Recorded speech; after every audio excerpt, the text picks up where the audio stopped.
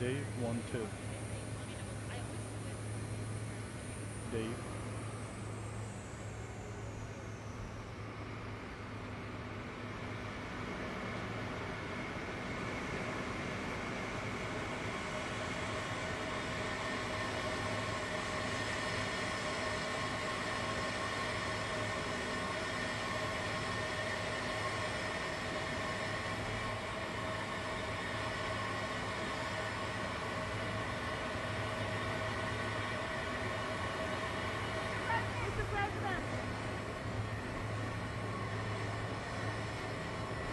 Everybody, we're in Pennsylvania. We're celebrating the great steel numbers. We are back in the steel business in a big way, one of the biggest in the world again. And we're here to have a good time with a very big crowd of people. Mr. President, the Department of War is asking for $80 billion more for the Iran war. Do you think Americans support this at a time when so many are financially struggling? Who are you with? I'm with the nation, sir. Not a very good group. Not doing very well. Not only do they support it, they demand it because they won't allow Iran to have a nuclear weapon. You want to see trouble? Let them have a nuclear weapon. We're doing very well with Iran. They've been decimated, and we're making a deal with them, and we'll see how that all goes. And right now, as you probably heard yesterday, we had 19 barrels of oil, 19 million barrels of oil come off, and that's the biggest in the history of the Strait, the Hormuz Strait. Our stock market is through the roof, and oil prices are tumbling. We actually hit for a moment today. In fact, I think it's going to break it, $70 a barrel. That's lower than we were when we started, and it's been amazing. And the big thing is, Iran will not have a nuclear weapon. What's on your agenda for your meeting tomorrow with senators at the lunch about the Save America Act? Well, we're just going to talk about Save America. We have to pass the Save America Act, which is voter ID, which is proof of citizenship, etc. We have to pass it. So we're going to have a talk about that and many other things. A lot of good relations. Mr. President, the Senate Majority Leader, John Thune, has told you many times he doesn't believe that they have the votes to pass it. That's what being a leader is about. You know, he's a leader. John's a leader. That's what being as a leader is about. Look, we have to be able to get proof of citizenship when you vote. Otherwise, we don't have elections. We have to be able to get voter ID. So John is a leader, and hopefully he can get the votes. Mr. President, on Iran, the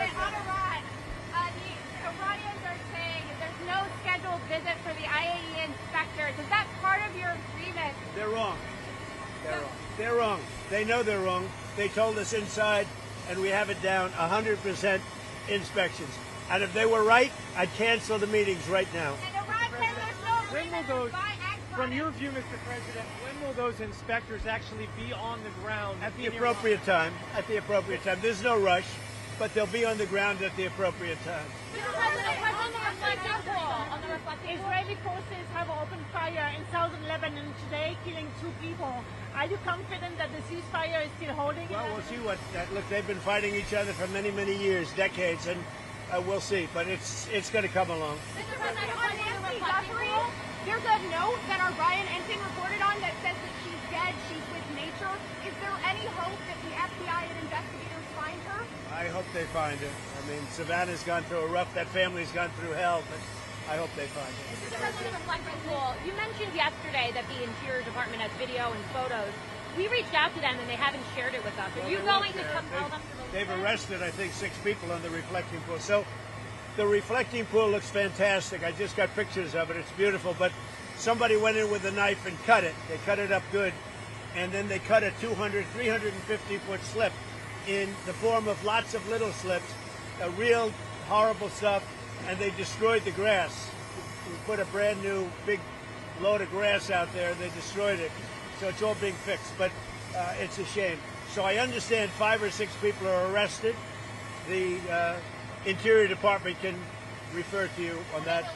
And I hear they have 6 people under investigation. Mr. President, you're about to speak to truckers. Truckers are at high risk of losing their jobs to AI because of Well, now self-driving they're not. vehicles. You can't get a job. Right now we have the highest job numbers we've ever had in the country, in the history of the country.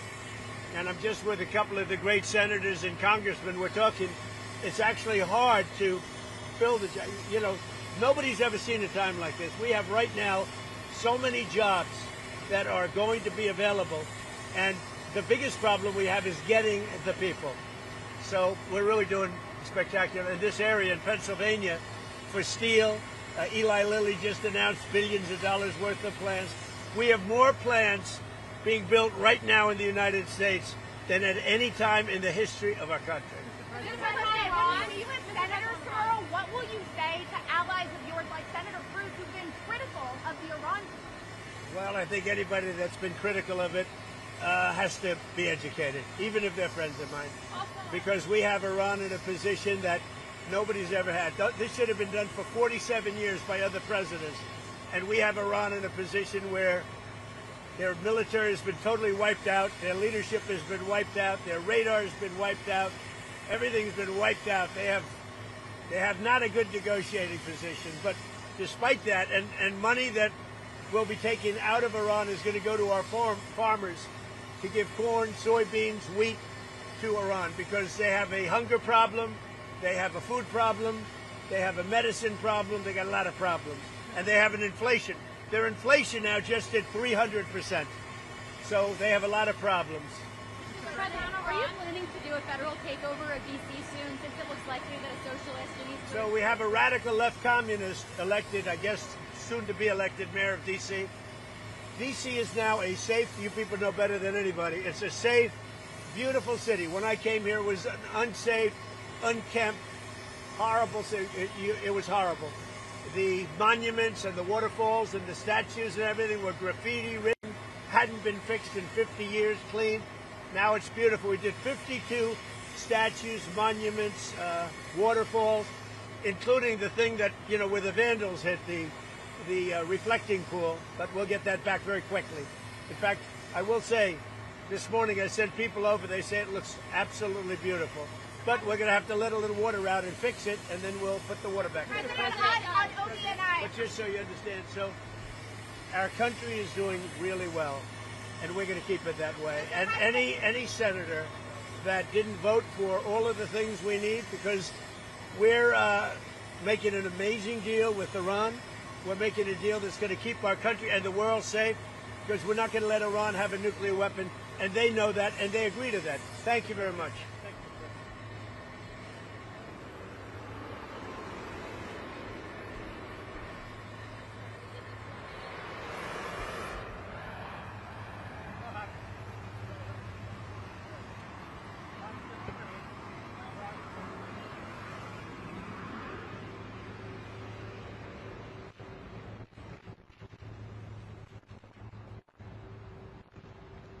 Who voted against it.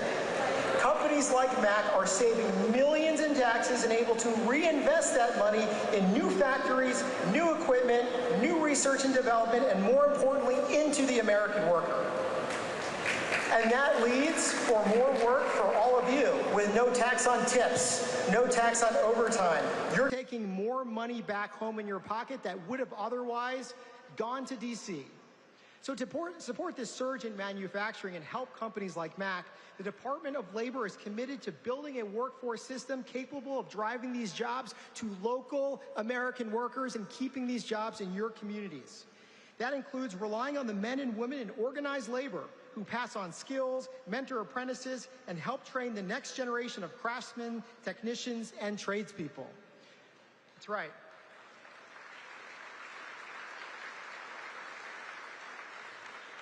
President Trump understands the vital role between unions and management that they play together in strengthening our workforce, and we're helping Americans seize this generational opportunity by creating jobs and creating the skills necessary to build these trucks. So thank you to Mack and its union partners for committing to the American worker, for putting the American worker first by helping us meet President Trump's goal of 1 million new apprenticeships, without needing a 4-year degree and without amassing decades of student loans. Those days are over.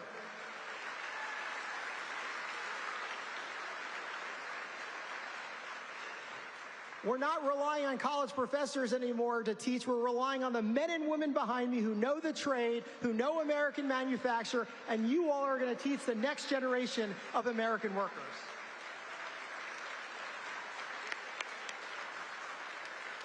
So there's one thing we can all agree on. You, all of you, the American workers, is our greatest asset. And as your acting Secretary of Labor, I can assure you that President Trump is truly building the workforce for the golden age of the American worker right here in Pennsylvania. So God bless Pennsylvania, God bless the United States, and God bless Donald J. Trump. Thank you.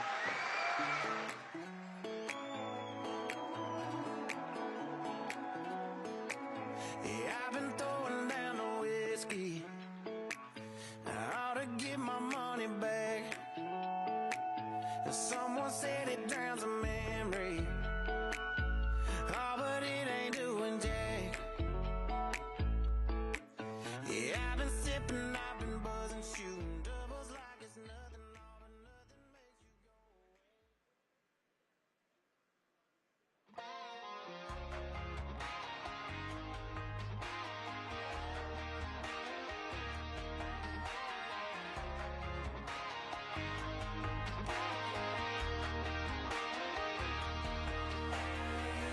mixtapes got a little Hank, little Drake, a little something bumping, thumping on the wheel, right? The mix in our drinks a little stronger than you think, so get a grip, take a sip of that feel, right? Trucks jacked up, flat bills flip back. Yeah, you can find us where the party's at. This is how we roll. We hanging around, singing down everything on the radio. We light it up with our hands up. This is how we roll. This is how we do. We burning down the night, shooting bullets at the moon, baby. This is how we roll.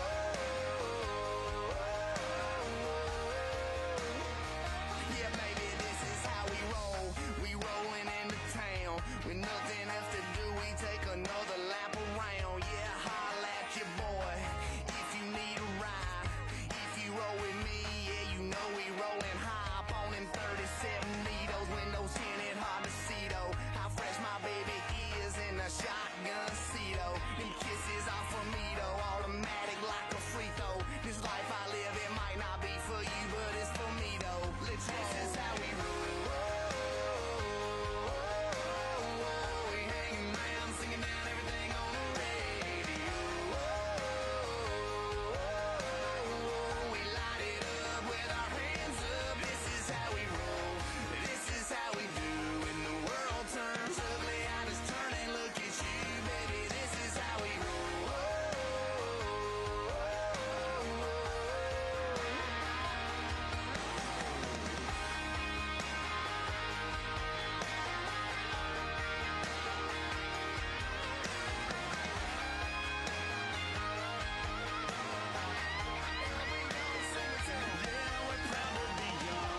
We stick to our guns, we love who we love, and we wanna have fun, yeah. We cuss on them Mondays and pray on them Sundays, pass it around and we dream about one day, 'cause this is how we roll. Come on, we hanging around, singing down everything on the radio. We light it up with our hands up. This is how we roll. This is how we ride. We're slanging up the mud, cutting through the countryside, baby. This is how we roll.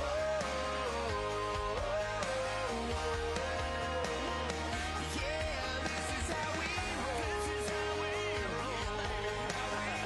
Yo, baby, let's go. Yeah, this is how we roll. This is how we do. We burning down the night, shooting bullets at the moon, baby. This is how we roll.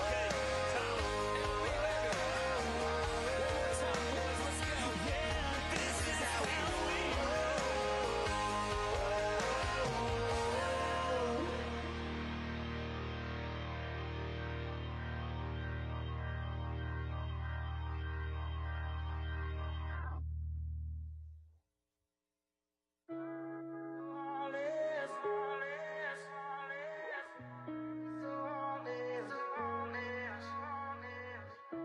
Say you're going out late, I count down till you call me.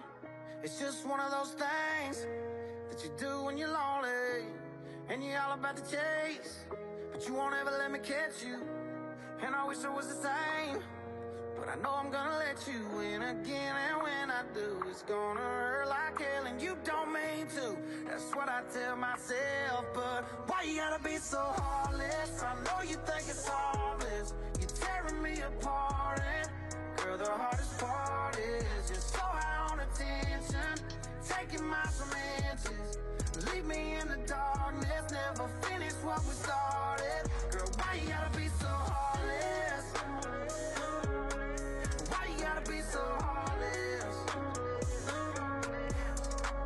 Look, Monday night was definitely not a night. Tuesday night was just another fight. Wednesday I thought everything would change. Thursday came and it was still the same. Friday night we went out on the town. Saturday we should've burned it down. Sunday morning came and now you're gone. I should probably know this shit by now. Oh, I should probably know this shit by now, but no, no. Why you gotta be so heartless? I know you think it's harmless. You're tearing me apart, and girl, the hardest part is you're so high on attention, taking my some inches. Leave me in the darkness, never finish what we started. Girl, why you gotta be so heartless? Why you gotta be so heartless? Girl, why you gotta be so in between loving me and leaving? Oh, I should probably know this shit by now, but no. Why you gotta be so heartless? I know you think it's harmless. You're tearing me apart, and girl, the hardest part is you're so high on attention, taking my some inches. Leave me in the darkness, never finish what we started. Girl, why you gotta be so heartless? Why you gotta be so heartless? Why you gotta be so heartless? Be so heartless.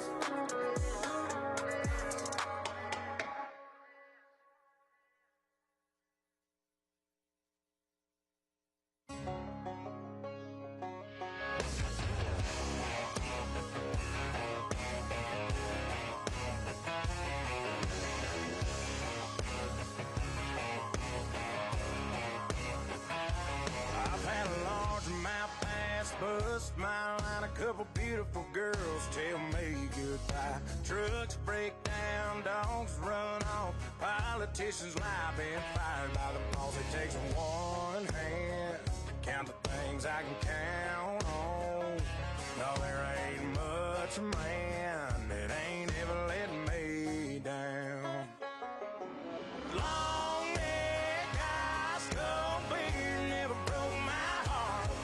Like diamond rings and football teams have torn this boy apart.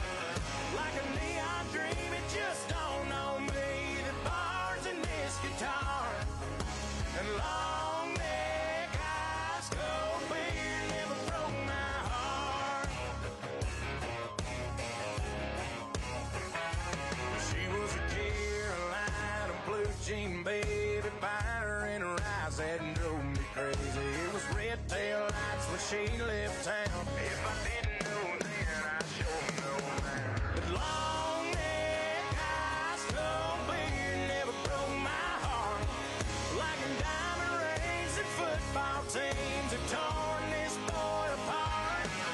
Like a neon dream, it just don't know me. The bars in this guitar. And long neck, high skull beard never broke my heart.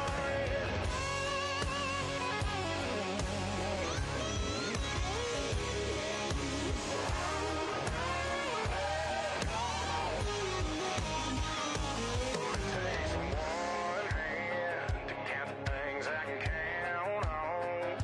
But I got one hand that's gripping down on a cold one. 'Cause long neck, high skull beard never broke my heart. Like diamond rings and football teams have torn this boy apart. Like a neon dream, it just don't know me. The bars in this guitar. And long neck,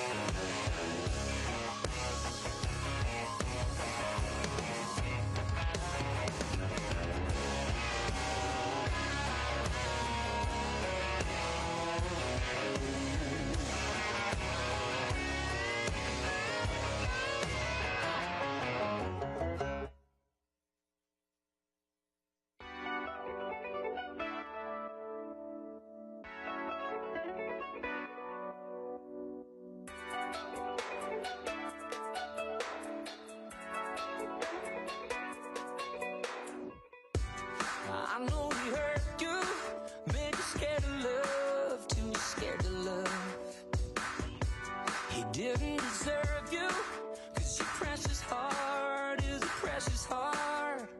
You didn't know what it had, and thank God. Oh, and it's gonna take just a little time, but you're gonna see that I was born to love you. What if I fall? I won't let you fall. What if I cry? I'll never make you cry. And if I get scared, I'll hold you tighter. When they try to get to you, baby, I'll be the fighter. What if I fall? I won't let you fall. What if I cry? I promise I'll never make you cry. And if I get scared, I'll hold you tighter. When they try to get to you, baby, I'll be the fighter. Look in the mirror, you're beautiful, so beautiful. I'm here to remind you, you're my only one. Let me be the one to heal all the pain that put you through, with love like you never knew. Just let me show you. What if I fall? I won't let you fall. What if I cry? I'll never make you cry. And if I get scared, I'll hold you tighter. When they try to get to you, baby, I'll be the fighter. What if I fall? I won't let you fall. What if I cry?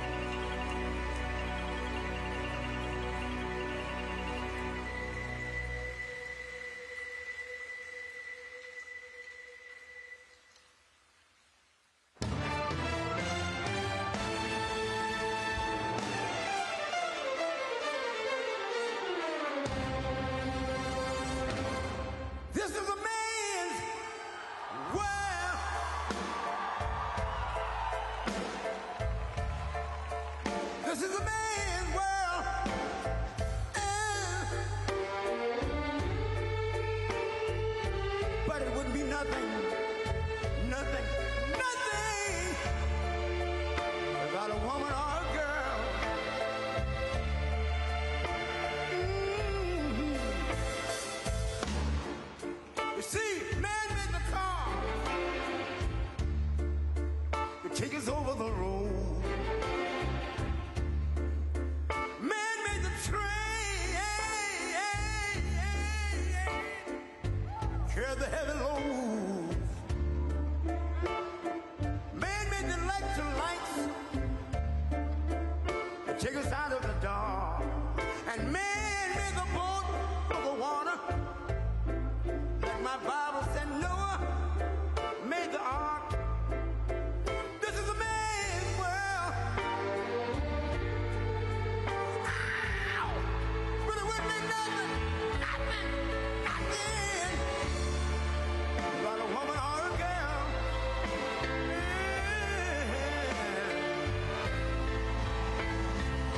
L'uomo rincorre il potere, ma lui non sa.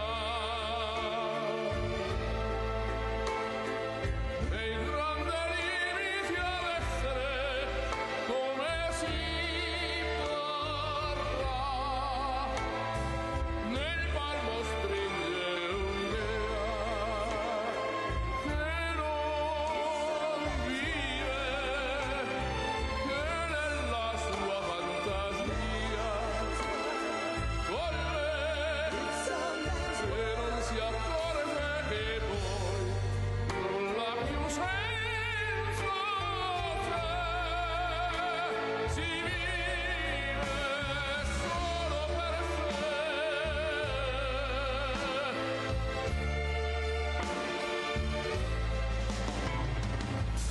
Man thinks about a little bit of baby girls and a baby boy. Man make them happy because man make them toys. But after man made everything he can, man made lira, pesos, dollars, rubles, buy from every good woman, every man. Ow! This is a man's world. Senso, But it wouldn't be nothing. solo per sé, solo per sé. He's lost in the wilderness. He's lost. E non si accorge che poi non l'ha più senso, se si vive solo per sé, solo per sé, solo per sé. This is a man's world.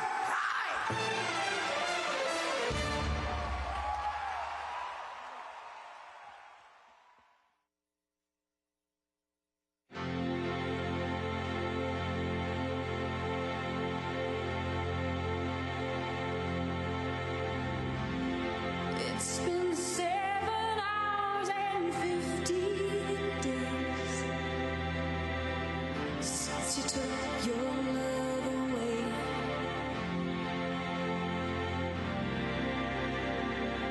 I go out every night and sleep all day since you took your love away.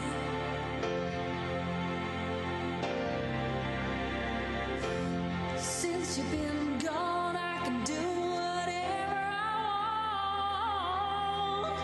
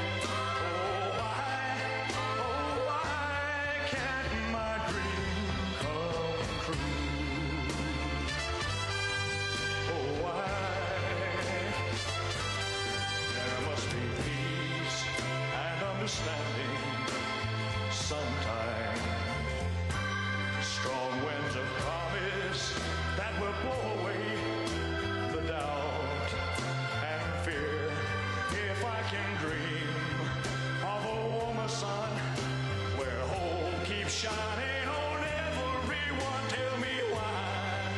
Oh, why? Oh, why won't that sun appear?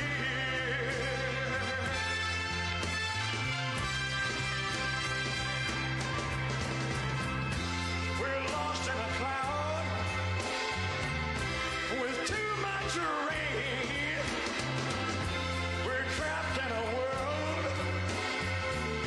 that's troubled with pain. But as long as a man has the strength to dream, he can redeem his soul and fly.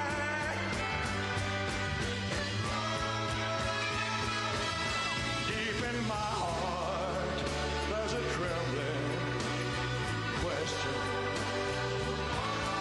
Still, I am sure that the answer's gonna come somehow.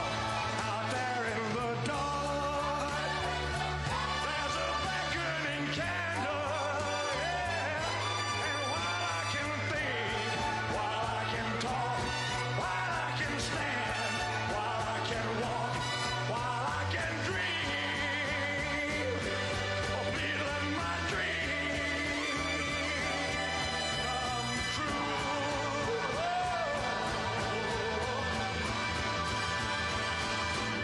Right now, let it come true right now. Oh, yeah.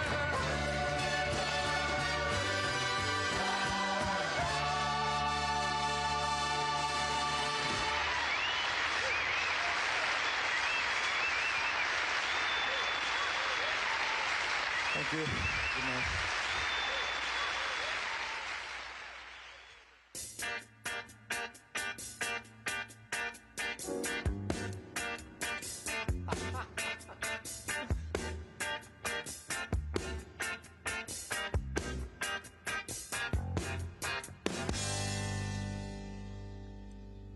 Roxanne, you don't have to put on the red light.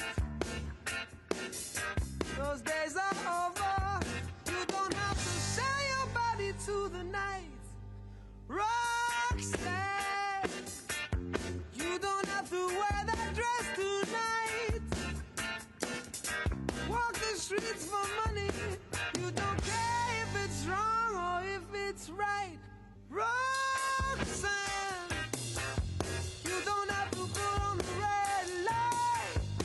Roxanne, you don't have to put on the red light. Roxanne, Roxanne, Roxanne, Roxanne, Roxanne.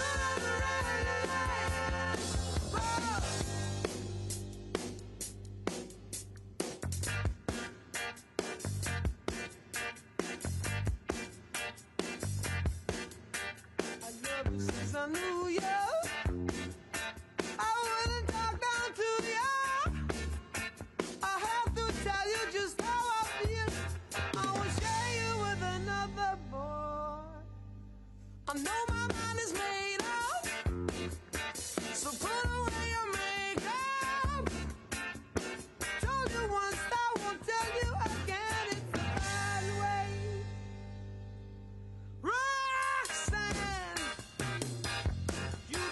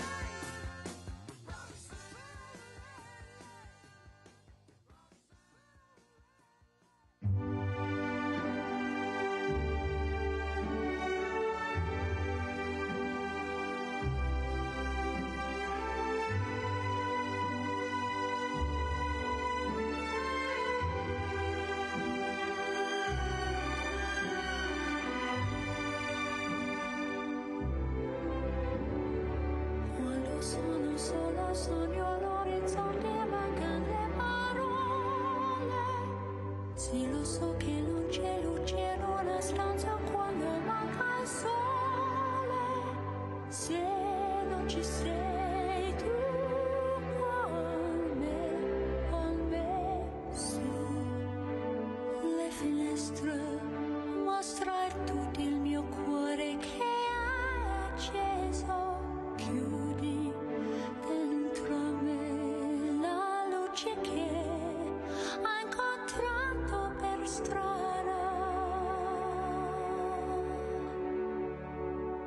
Time to say goodbye. Paesi che non ho mai veduto e vissuto con te. Adesso sì li vivrò con te. Partirò sulla per mari che io lo so non esistono più. It's time to say goodbye. Quando sei lontana sogno all'orizzonte, manca le parole. E io sì lo so che sei con me, tu mia luna, tu sei qui con me. Mio sole, tu sei qui con me, con me, con me, con me. Time to say goodbye. Paesi che non ho mai veduto e vissuto con te.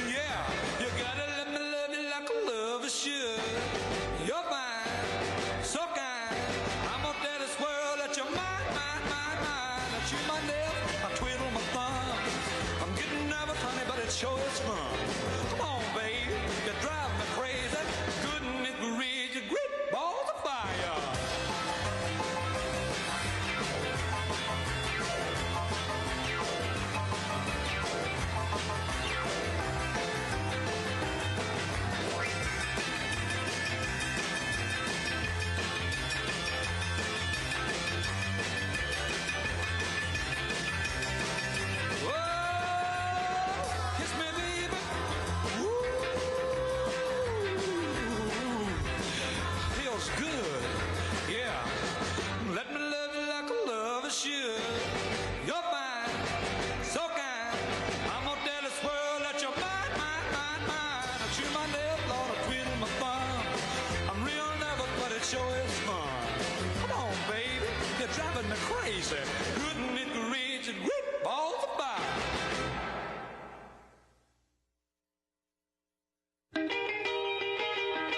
If everybody had an ocean across the USA, then everybody'd be served like California.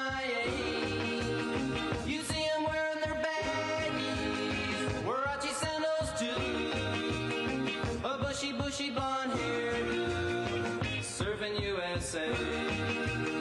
You'll catch them surfing at Ventura County line, Santa Cruz and Australia, Caribbean, all over Manhattan, and down Doheny Way. Everybody's gone surfing USA. We'll all be planning out a route we're gonna take real soon. We're waxing down our surfboard, we can't wait for June. We'll all be gone for the summer, we're on safari to stay. Tell the teacher we're surfing USA. Hangar Keys and Swan, Pacific Palisades, San Onofre and Sun, Redondo Beach and LA, all over La Jolla and Waimea Bay. Everybody's gone surfing USA.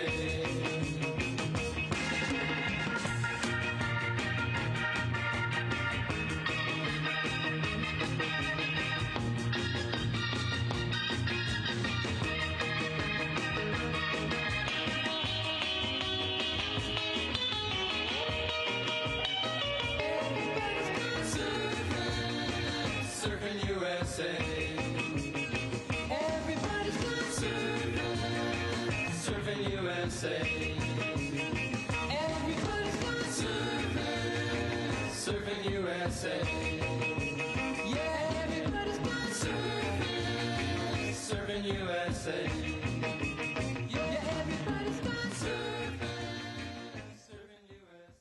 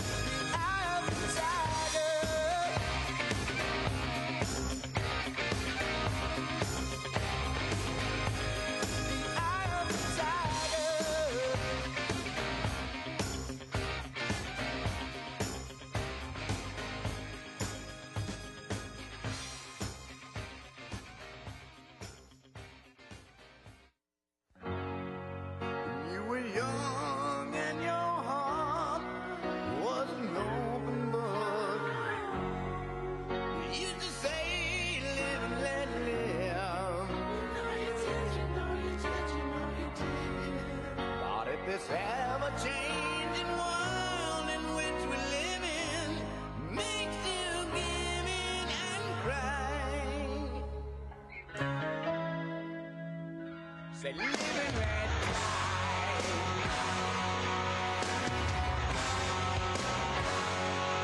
Live and let die.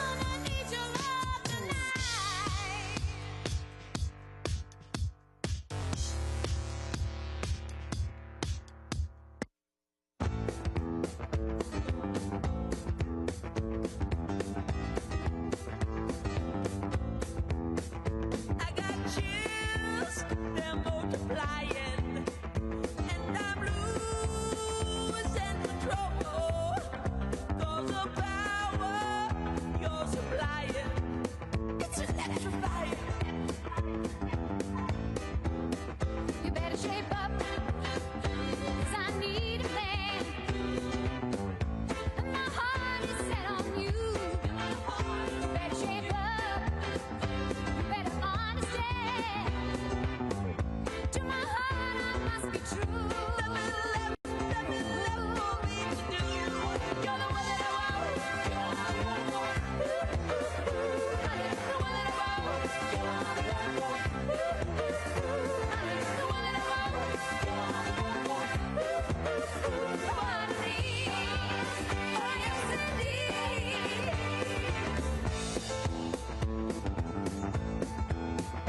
If you feel with affection, you're too shy to convey. Meditate my direction. Feel your way. I better shape up, 'cause you need a man. I need a man who can keep me satisfied. I better shape up if I'm gonna prove that my faith is justified. Are you sure? Yes, I'm sure. Down deep inside, you're the one that I want. You're the one that I want. The one that I want. You're the one that I want. The one that I want. You're the one that I want. Oh, I need, oh yes indeed. You're the one that I want. You're the one that I want. The one that I want. You're the one that I want. The one that I want. You're the one that I want. Oh, I need, oh yes indeed. You're the one that I want. You're the one that I want. The one that I want. You're the one that I want. The one that I want. You're the one that I want. Oh, I need, oh yes indeed. You're the one that I want.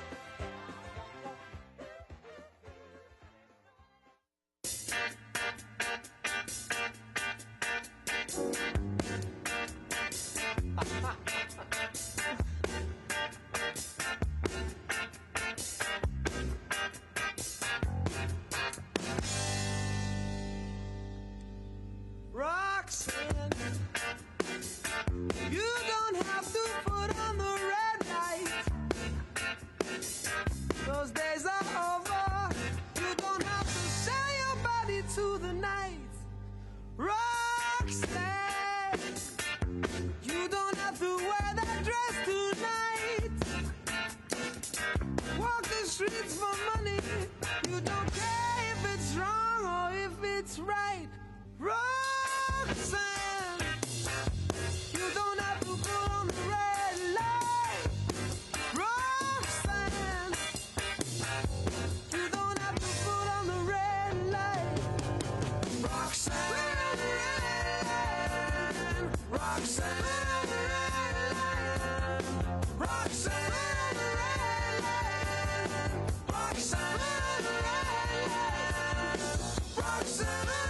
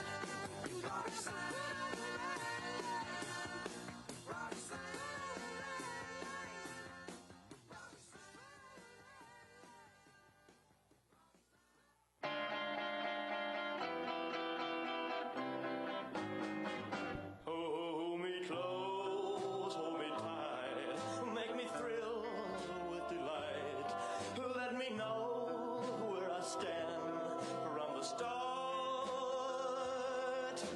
I want you, I need you, I love you with all my heart. Every time that you're near, all my cares disappear. Darling, you're all that I'm living for. I want you, I need you, I love you more and more. I thought I could live without romance until you came to me. But now I know that I will go on loving you eternally. Won't you please be my own? Never leave me alone, 'cause I die every time we're apart. I want you, I need you, I love you with all my heart. Well, I thought I could live without romance until you came to me. But now I know that I will go on loving you eternally. Won't you please be my own? Never leave me alone, 'cause I die every time we're apart.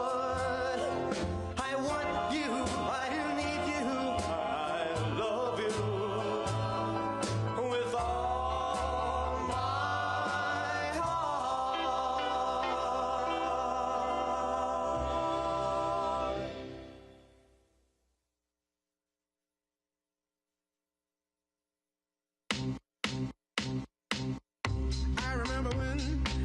I remember when I lost my mind.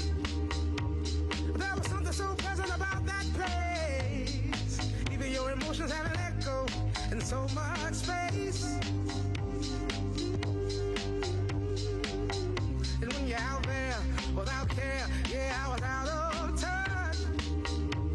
But it wasn't because I didn't know enough. I just knew too much. Does that make me crazy? Does that make me crazy? Does that make me crazy? Possibly.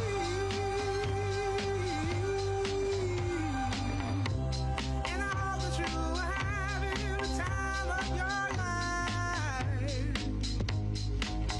But think twice. That's my only advice. Come on now, who do you think you are? Bless your soul. You really think you're in control? Well, I think you're crazy. I think you're crazy. I think you're crazy, just like me.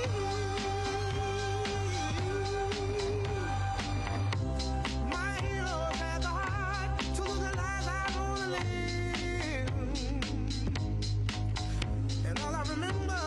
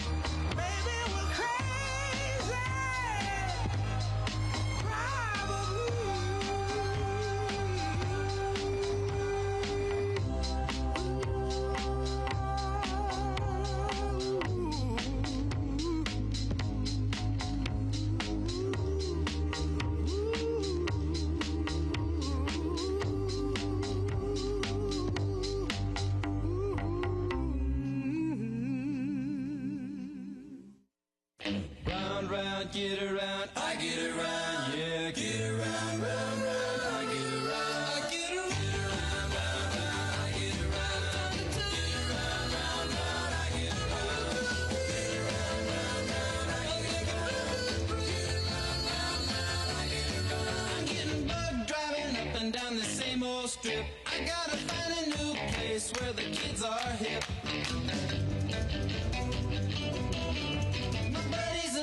You're getting real well known, yeah, the bad guys know us and they leave us alone. I get around, round, round, I get around, get around, round, round, I get around, get around, round, round, I get around, get around, round, round, I get around,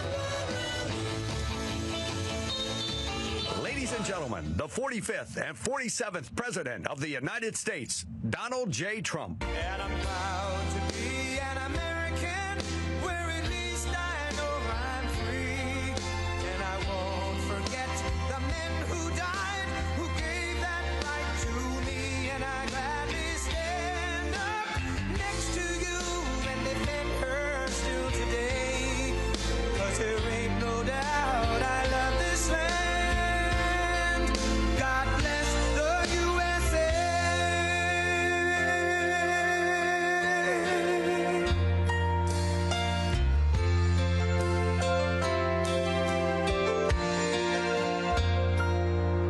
From the lakes of Minnesota to the hills of Tennessee, across the plains of Texas, from sea to shining sea, from Detroit down to Houston and New York to LA, where there's pride in every American heart, and it's time we stand and say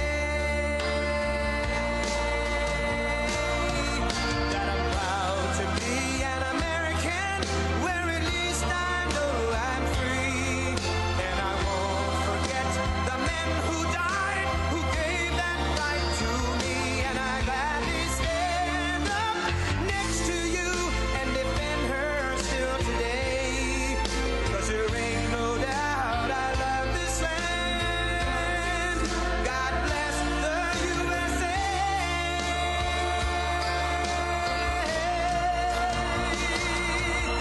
And I'm proud to be an American, where at least I know I'm free. And I won't forget the men who died, who gave that right to me. And I gladly stand up next to you and defend her still today. 'Cause there ain't no doubt I love this land. God bless the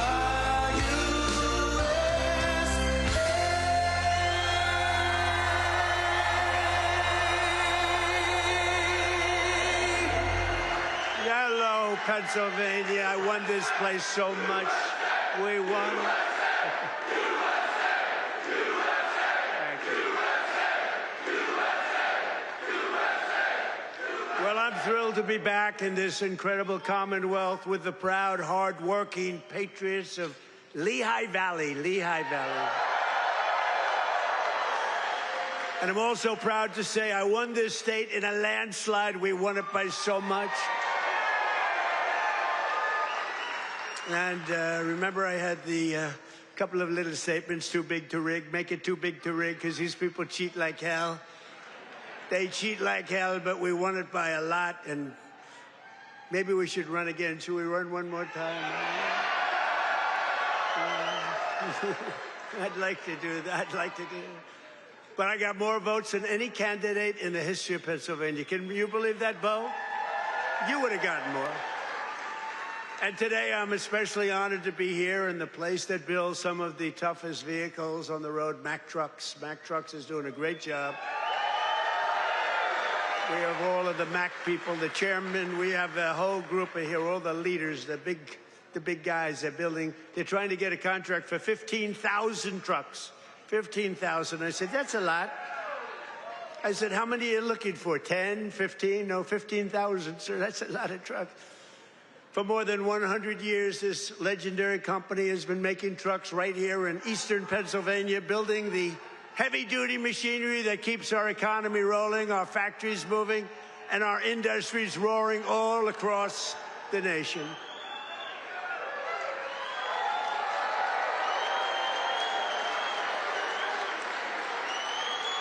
And you are the men and women who put your pride and spirit into those beautiful words, stamped on every Mack truck that said, "Made in the USA." It's made in the USA. And I want to especially thank the president of Mack Trucks, Stephen Roy, who I just met, who's a great guy, a great patriot, very Republican too, which I like. He's a very strong Republican. Stephen, where are you, Stephen? Stephen. We got to get a certain very talented congressman reelected. You know that. We got to get him. Where are you? Where are you, Mr. Congressman? We got to get you back in. Thank you, and thank you, Stephen. But a very special thanks to every single worker at this fantastic factory. The job you're doing here is incredible.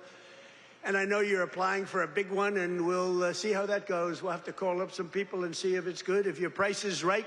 Is your price right, Stephen? I don't know. Maybe we'll get it down a little bit. We'll get it down. 15,000 trucks. That's a lot of trucks. But that's what this is all about. It's greatness. You built this country, and you're the ones who are making America great again. We're the hottest country in the world. For decades,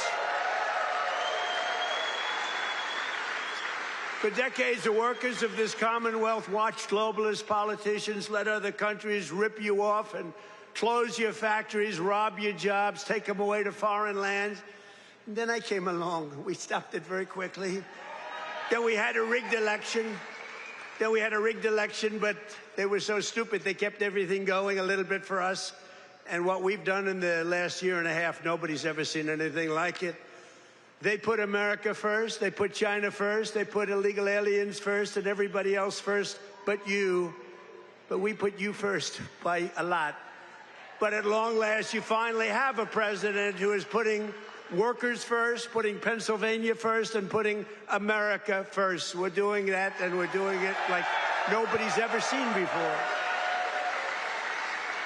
And starting on my first day back in office, and this goes all the way back to 2016, too, but right from a year and a half ago, nobody's ever seen anything like this. We're the hottest country anywhere in the world by a lot. But I stood up to the trade cheaters. They're cheaters and abusers and violators of the world like no president has ever stood up before. And now I'm standing up again because Iran cannot have a nuclear weapon, if that's okay.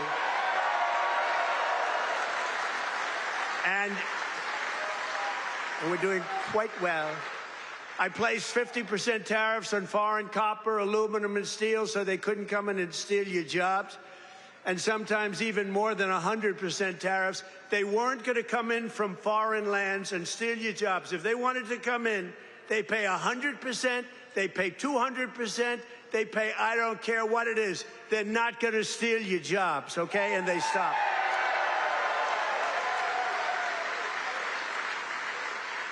And right now we have more factories being built, and I mean car factories, AI factories, factories of every type, than we've ever had in the history of our country by 3 times.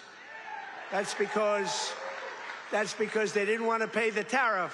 How don't you pay a tariff? You build your factory here and you hire American workers. It's quite simple, actually. But as you know, I placed a 25% tariff on foreign automobiles, and very importantly, I posed a 25% tariff on medium and heavy-duty trucks, so that Mack Truck could do very well with its factory in Pennsylvania. But all American roads will be filled with American trucks very shortly. Very few people are able to compete with us anymore. They used to rip us off. It was like we were a bunch of babies. American labor worked with us, too. I just met the head of your unions, and they've been terrific. They work with us, and they're fair. They treated us good. Maybe we can negotiate a little bit tougher. Where the hell are the union guys? Those guys are great. They're great. There they are. I want to just say hello. We got We got to make sure you vote for our congressman here. I'm not doing this for my health. Right? Muser. We even have Muser here. That's right. Within a single year of taking office, I slashed trade deficit with China by the largest amount in the history of trade. And we, by the way, have the biggest trade deficit cut in the history of our country, 67%. Think of this. We had a trade deficit. We cut our trade deficit. If you're a president and you cut it by 1%, they say, oh, you're doing a great job. 2%, you're a genius. I cut it by 67%. That's why you have all of these factories being built. And they'll soon be opening. They're already opening. But when those factories are opening, I don't know what you're going to do. You're going to negotiate very good salaries, that I can tell you, because they need you. In many ways, they need you more than you need them. American exports to the rest of the world are up by $150 billion. You hear that, Bo? It's not bad. You got to wrestle a long way to make that. Bo is going to have to win a lot of tournaments to have to make that money. Think of it, $150 billion up. We never had that. We always have losses. We take in much more than we send out. Now we're up $150 billion, and that's nothing, because when all these factories are opening up, Mr. Senator, another great one, what a great senator you have. Did you fight hard? David, did you fight hard? He was with me at, I think, every stop. I said, where the hell is David? He's right there, sir. And he's working hard, and he's a great guy, and he's working very hard for you. But a short time ago, we were a dead country. We were laughed at all over the world. We were a dead country. People were laughing. They were saying, what the hell happened to that country? The king of Saudi Arabia said it 2 years ago. I was over there. He said, you know, sir, 2 years ago you were a dead country, and now you're the hottest country anywhere in the world. It's true. And we're hotter now than we were then.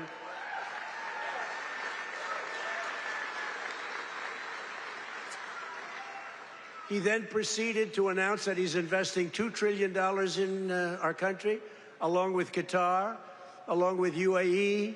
Bahrain is investing, Kuwait's investing, but countries from all over the world, they're all investing in the United States. 2 years ago, they wouldn't even think of it. They thought we were finished. When I went to China 2 weeks ago, I met with President Xi, and we greeted each other, and he looked at me and said, man, do you move fast. Because they thought they had us, but now it's really the opposite. We are doing numbers that nobody's ever seen before, so it's great. It's great. We had a great meeting. But as you know, we just achieved a historic peace agreement with Iran to end the conflict in the Strait of Hormuz. And by the way, yesterday, 19 million barrels of oil flowed out of the Strait of Hormuz, a very beautiful place. That's the most oil in the history of the Strait. No, it's never been any, you've never seen anything like that. It's called an oil gusher. And most importantly, we are ensuring one thing very importantly, because this is why I did it. I did it for this reason, 99% for this. Iran will never have a nuclear weapon, and they've agreed to that. But remember, this wasn't easy. We had 47 years worth of presidents and other people, other countries too. We're not the only one that never did anything. They were the bully of the Middle East. And now we're leaving Iran with no Navy, no Air Force, no anti-aircraft, no missile capability, no nuclear program. We're leaving them without any nuclear capacity, and they've agreed to that. And we're getting along quite well, although if you read the fake news, you never know. Think of it, the fake news. They have no army, they have no navy, they have no air force, they have no anti-aircraft. We can fly over Tehran just at will. Nobody going to do anything to us. And then I read the fake news that they're doing quite well. They're not doing quite well. These people right there, look at all of them. Whoa, whoa, whoa. That's a lot of press. That's almost as much press as Bo had at the White House last week when he knocked out his opponent in the first round. Right? I think you had more. Bo had more press. But the Iran economy has been crushed, and their defense industrial base has been damaged so severely that it'll take them many years to rebuild, many, many years. And now we're trying to work out a deal that's fair. And we also want to work out a deal. You know, the stock market hit a new high today again. And oil, for the first time in months, hit, think of it, $70 a barrel. So we got at 70. That equates to a very low price. Oil is going to come charging down. And with oil comes everything else. Because I inherited from these Democrats. You know, they're Democrats. I changed the E for a U. It's very simple, Democrats. I don't know why I didn't think of that 9 years ago. I just thought of it about a month ago. They're Democrats because their policies are so dumb. Men and women's sports. You know, Bo is with one of the great champions, Tony. Tony, could you have taken most women in the heavyweight championship? He was the heavyweight champion of the world. Do you think you would have had trouble with a woman of approximately your size? Be hard to find a woman of your size, but if we did, I think you would have been okay. What do you think, Bo? Could he have handled it? I think so. What about you, Bo? Could you handle a woman of approximately your, 182 or something? Think there's a 182-pounder that could give you a little tussle? I don't think so. I don't think so. He's such a nice guy. You say, no, not really. I don't think so. When she looked at those ears of Bo, when she looked at those ears, she'll say, I'll take a pass. She'll say, I'm not going to fight that guy. The average price of gasoline nationwide is down 60 cents a gallon just from a short while ago. And remember this.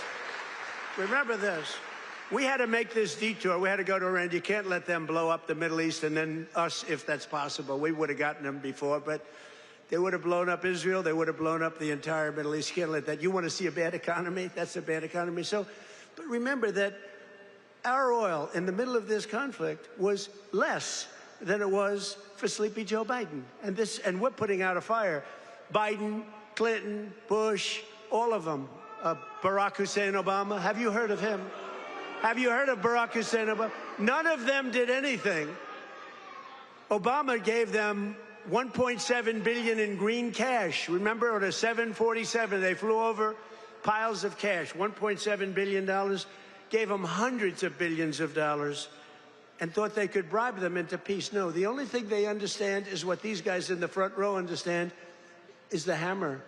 Because if you look at what we did to their nuclear capacity with those beautiful B-2 bombers, that was truly a hammer. In fact, we named it a hammer, Operation Hammer.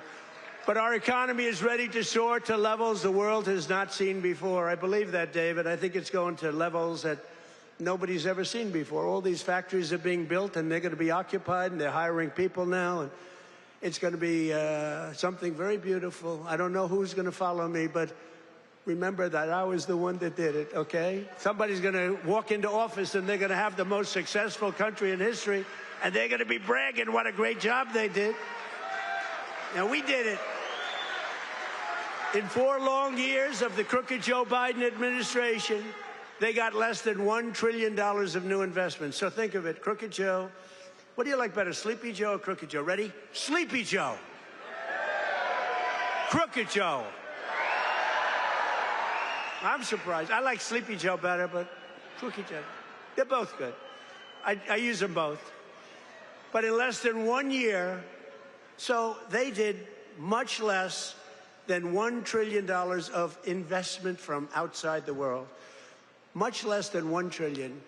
We just have the final. We had 11 months at 18, but we just got the final. $19.1 trillion in 12 months. Can you believe it? Investment from all over the globe.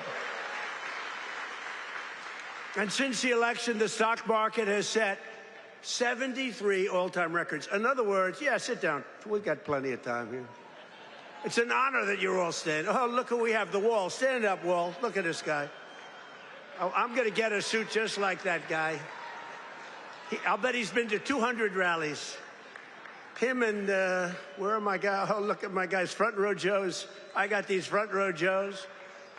And where are the women from North Carolina? They're here. They travel all over the world. I don't know what the hell's with their husbands. These beautiful women from North Carolina. They travel all over. They went to 200 rallies. How many rallies have Front Row Joe's gone to? Hundreds. Everyone. And then it was very sad. My last rally, I said, I may never see you again, right? And then we won the election in a landslide. And who the hell do I see? I see my Front Row Joes. So I'm happy about that. Thank you. What a group. We had some group. We'd be all over the place. And when they didn't make the front row, it was very demeaning to them. They were not happy, right? But the front row, they became actually very famous, Front Row Joes. And the typical 401k, as you know, is up almost $30,000 in, it was 12 months, it was 13 months. It's up 44%. Think of that, up 44%. Because, you know, as goes the stock market, so goes a lot of your own wealth. And I tell about this police officer. I met a police officer first time, similar thing, but now the numbers are even more. I was in New York. I met a great police officer, New York finest. And he said, sir, I want to thank you. I said, for what? He said, my wife didn't think much of me, very much. We were having marital difficulty, actually. She thought I was nothing. I'm a police officer. I'm a tough guy. I looked at him. The muscles were all over the place. He didn't suffer from that. But she thought maybe that muscle wasn't so good because he was always losing money in the stock market.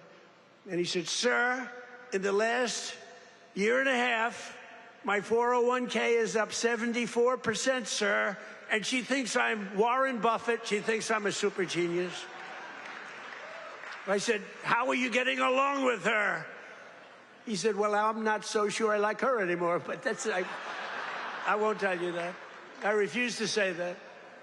He's getting along just fine. But a lot of people have come up to me, David, and they thanked us. 401ks, you know, the stock market. Who has a 401k here? Yeah, look, a lot of people. More Americans are working today than at any time in the history of our country, and we've created over 32, now, think of this, 32,000 new jobs just starting in Pennsylvania alone. David, you have to get credit for that. And in the last few months alone, we've added 2,600 Pennsylvania manufacturing jobs, and that number is going to go much, much higher as the factories start to open. Because right here in Lehigh Valley, Eli Lilly has just announced, great company, by the way, drug company, a $3.5 billion investment in a brand new state-of-the-art manufacturing facility right down the road that's going to create over 1,000 jobs, just that one. Nokia is investing $30 million to expand its semiconductor testing and packaging operations, thousands of jobs. And B. Braun has announced a $20 million expansion of its medical device manufacturing operation in Allentown. I love Allentown. I love any place that votes for me, which is the entire state of Pennsylvania, the entire Commonwealth. Never make the mistake of using the word state. Well, I'm not sure that people care, but the Commonwealth of Pennsylvania voted for us at levels that nobody's ever seen before, David, and you too, and we're proud of you because you had guts. This man had guts. He lost one time to a tough candidate. Then he did it again to a tougher candidate. And I tell him, if he didn't win, his wife, who's a beautiful woman, would have left him. I'm telling you. Dina, she would have left him. So he had great courage doing it a second time. He was a very successful guy. He ran. Stand up, David. She would have left. I was so worried because he's a friend of mine, and that was a tough race. You know, he was running against a guy 24 years, and his father was in for like 30 years. That's a long time, and he had to beat him knowing the pressure. That's called pressure. Knowing his wife was gone if he didn't make it. She was gone to 100%. But he's married actually to a terrific woman. She probably would have stayed. I'm not 100% sure. And last year I saved a great American company, U.S. Steel, and we're keeping its headquarters in Pennsylvania where it belongs. And $17 billion has been invested by a great company in saving U.S. Steel. They were gone. I think they were closed up and they were ready to go. And now they're building factories like nobody's ever seen. They're expanding the operations and building a couple of brand new steel plants. They're up to over 17 billion, which is a lot more than they even told us, because they've fallen in love with this Commonwealth. They've fallen in love with your whole area, the people. I think they've fallen in love with the people more than anything else is what they told me, because they've done more than they said they would. And thanks to our great Republican majorities in Congress, last 4th of July, I proudly signed the largest tax cuts in American history. We gave you the biggest tax cuts in American history. Not bad. Not bad. We delivered no tax on tips, no tax on overtime, and no tax on Social Security for our great Pennsylvania seniors. No tax. And our tax cuts are projected to boost take-home pay for Pennsylvanians by an average of more than $10,000 a year per household. Think of that. Not bad. That alone should win us the midterms. We got to win the Muser. We got to win the midterms. Muser's another great guy. Stand up, Muser. Been with me forever. He was thinking about running for governor. I think he would have won, but he was thinking about running for governor. And I said, I want you to stay in Congress. I want you to stay. And we appreciate it. You've done a great job. But always remember, every single Democrat in Congress voted against our tax cuts. So think of it. All of those tax cuts and many more, they want to raise your taxes, not lower them. They voted against tax cuts. You know, all my life, I've sort of been political in that I found it very interesting. I was a very successful real estate person, but I love watching politics. And my whole life, I've watched politicians say, we will cut your taxes, we will cut. I never heard these people say, we will raise your taxes. This country has gotten very strange politically, especially with all the communists that are up for election. You know, you have communists. These aren't socialists, these are communists. And they're all up. How about the guy in Maine? He's got the Nazi stickers. He's got the whole deal, and they're trying to say that's a. So for 8 years, 10 years, they said Trump is a Nazi. Now they can't say that anymore because they have a guy with a tattoo on his chest. It's unbelievable. But they voted against no tax on Social Security. They voted against no tax on tips. They voted against no tax on overtime, and if they got into office, you will have all of those taxes and all of that money that you're saving, including the big savings on Social Security. It's going to all be terminated. You're going to have to start paying it. They want to pay it. I don't know what's wrong with these people. They voted in favor of the estate tax or the death tax on your farms and your businesses. You know, farmers and small business people, they love their children. If they love them, it's great. Most of the people love them. Some can't stand. I know people that can't stand their kids. They're not going to leave them 10 cents. But if you love your child, you want to leave your farm, especially from these farmers, it's born in them somehow. They want to have their children on the farm. The children don't want to leave, but sometimes they're land rich and cash poor. You know, I've known that expression too. I've oftentimes been land rich and cash poor. It's not a good period of time. And you die and you have a estate and they tax you at 40, 50, 60%. And they end up losing their farm, losing their small business. And in many cases, you don't read about this, they commit suicide. They actually go out and commit suicide because they're forced off their farm by a bank. They have to go out and borrow money from a bank. And they're forced to go out, borrow the money. They're unable to pay the loan, and the bank, even if it's a nice bank, they give them a chance, they give them another chance, and then they ultimately foreclose, they lose everything, and in many cases, they commit suicide. And I said, we're not going to have that crap go on. So you have no estate tax to pay on your small farm, small business, on your farms, your businesses, and you can, if you love your children, you can leave your farm or your small business to your child, and they're not going to lose it. If you don't love your children, then don't listen to what I'm saying because it doesn't matter. If you don't like them, don't leave them anything. The hell with them. They probably deserve it. But think of it, the Democrats voted against the border wall. The border wall gave us the safest border. We have the safest border now in the history of the country. They voted against voter ID. You know why they voted against voter ID? Because they want to cheat. There's only one reason, Mr. Wall, right? Correct. Correct. Where do I get that suit? One day, I don't know if it's very presidential, I'm going to walk up in a suit with the design of the wall on it. I don't know. What do you think? I already have a lot. You know, I have a very elegant wife, and she says, darling, please, please, don't dance. It's not presidential. I said, but the people love it when I dance at them.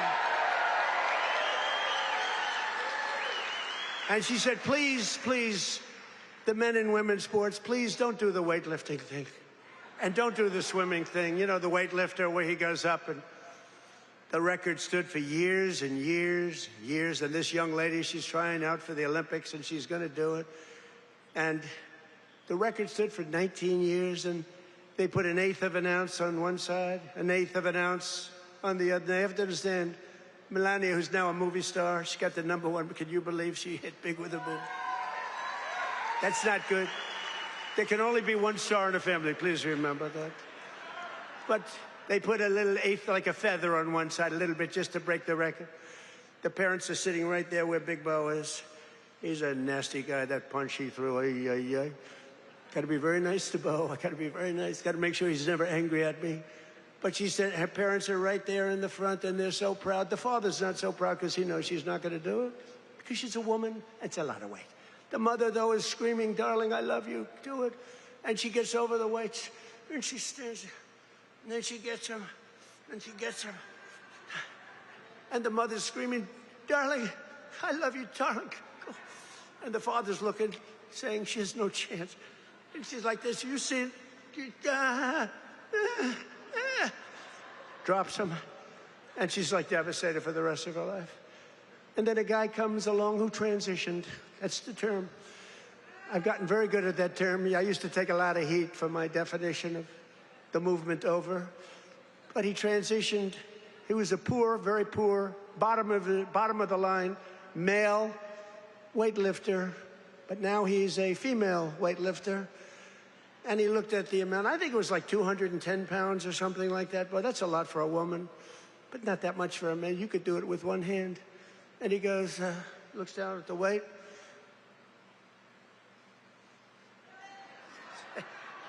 I think he did a few things for emphasis. And he won the medal. And everyone said, oh, isn't that wonderful? Are we crazy? Men should not be able to participate in women's sports.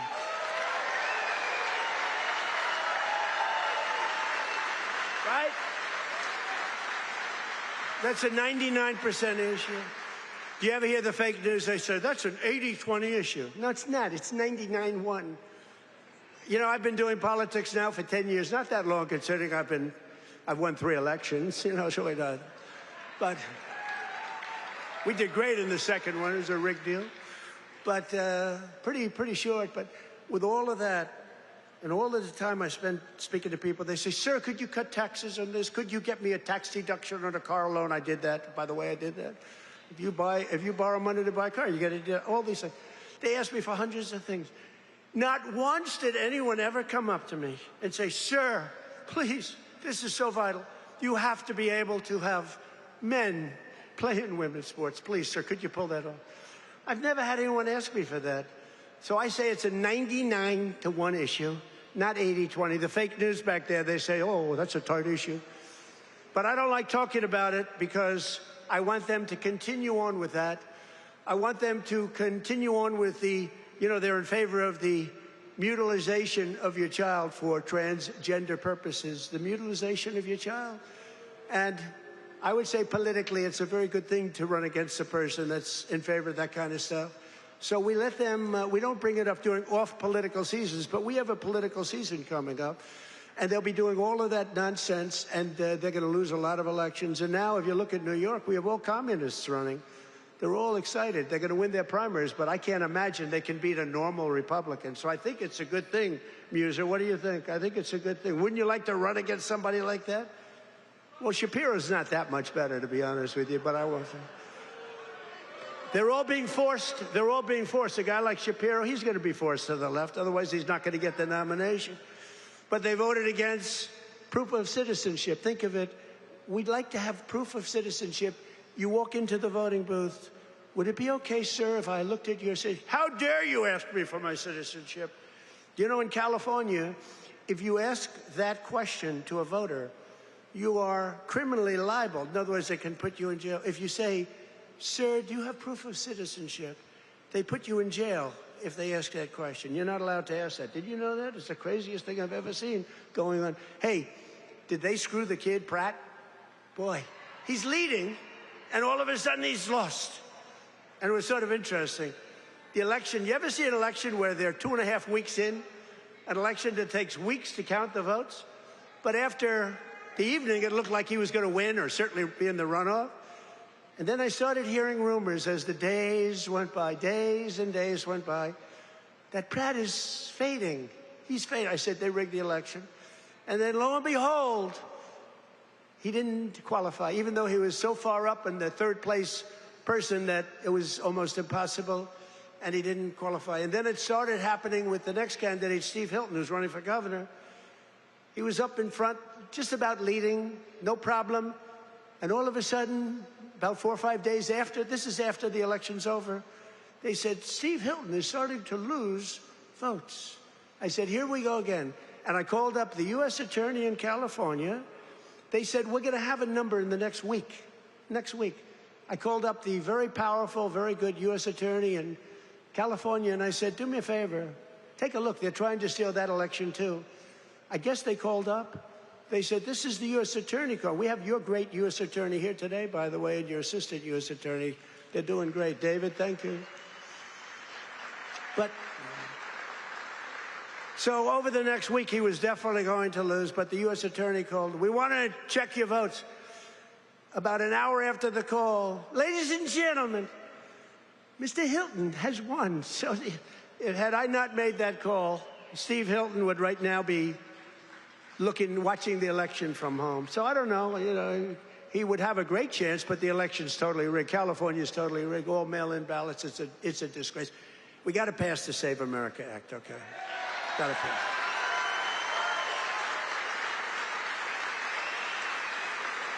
We got to pass Save America, you, McGee. Look at these guys. What love. A friend of mine is a very big real estate developer, but he's got a problem with speaking in front of crowds. He chokes, you know, he chokes like a dog. He said, how do you do it? I say, it's easy, because there's so much love in the room. There's so much unbelievable love. It's easy to do, you know?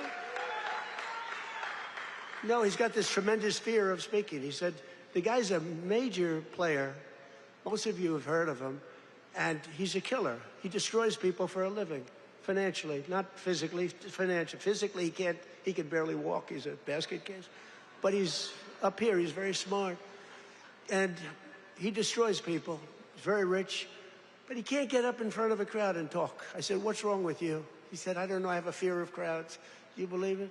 All sorts of people. You know, a lot of people want to do what I did. A lot of people, well, David did it. David was very successful, but he's a great speaker. But a lot of people, they say, well, Trump became president. From being a very successful businessman, he became president. I want to do it too.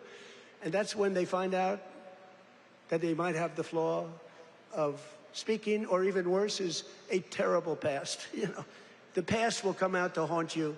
It's not an easy thing to do, but I love it. You know, I say it's real easy to do when you have people that love you. I guarantee, who here voted for Trump? Yeah.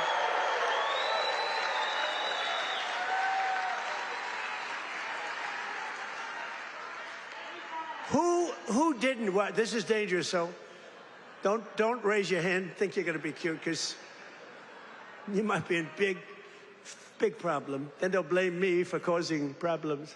Who did not vote for Trump? Young man, he wants to be.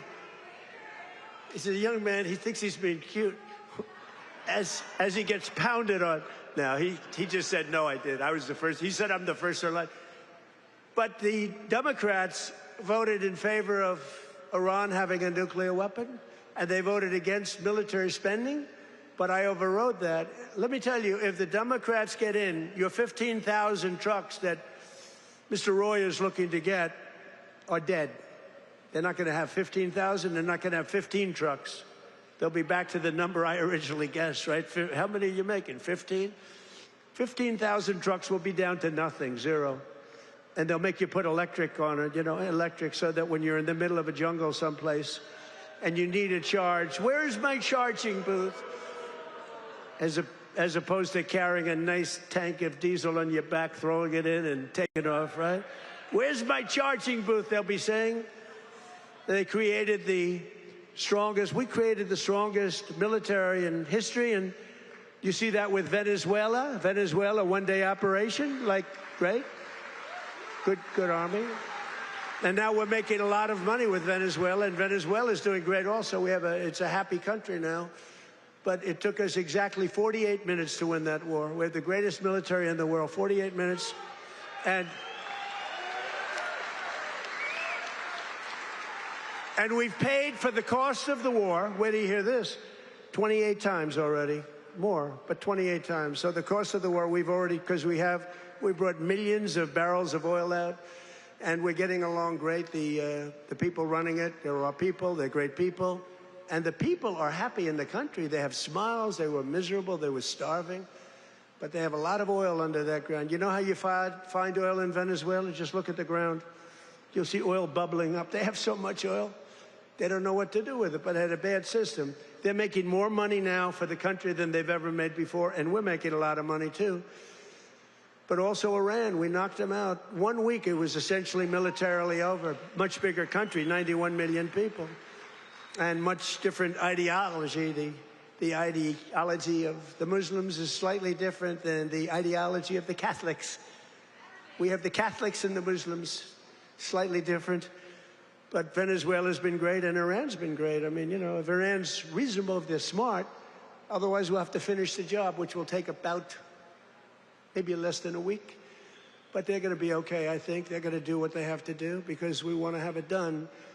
But they voted against lower energy prices, the Democrats did, and then they went on to create the highest energy prices that we've ever had in the history of our country. People don't realize that. Much higher than ours during a war. They had the highest inflation in history. The highest inflation in history, they say 48 years, but that's sort of history as far as I'm concerned. And they were absolutely terrible on affordability. Remember, I got here, my first day, the fake news is screaming at me, what about affordability? I'm only here 1 day. Remember, eggs were up about 5 times higher than they ever were. And we have prices are coming down right now at levels that you've never seen. And now with oil crashing, you're going to see something really amazing. And to top everything else, they let 25 million people into our country, many of them criminals and thugs and people from mental institutions and drug dealers. They even let 11,888 murderers into our country. Murderers, 11,888, more than 50% of which have killed more than one person. And I've gotten the worst of them out. We've gotten them out, Tom Homan and our whole group of people.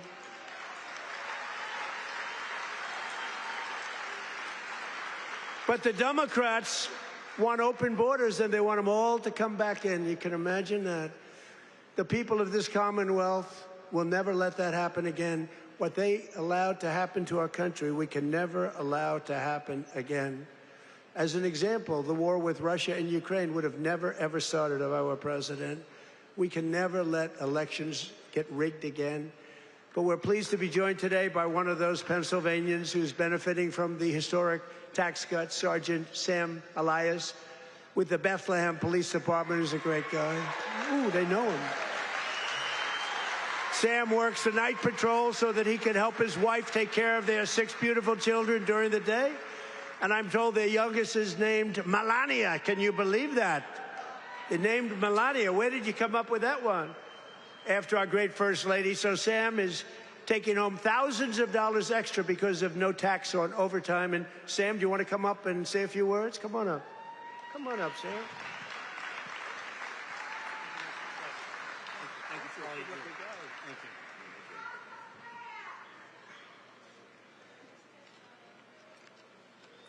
Thank you. Thank you. Good afternoon, everyone.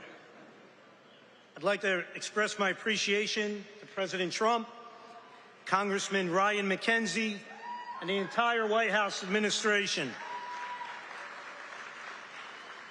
As a father of 6 children in a single-income household, I can tell you the Working Families Tax Cuts is a policy that helps my family. Hard work should pay off, not get punished with higher taxes. No tax on overtime, no tax on tips means more money in the pockets of working Americans.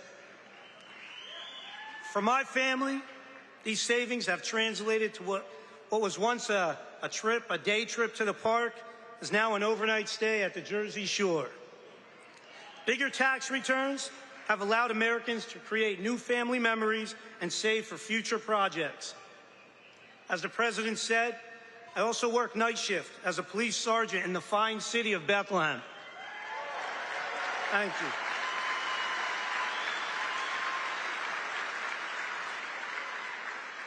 A shortage in police recruitment has left our department depleted of officers.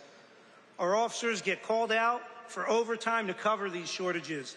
Some pay periods, officers are working over 40 hours of overtime. That's why I'm grateful for no tax on overtime. Thank you, Mr. President.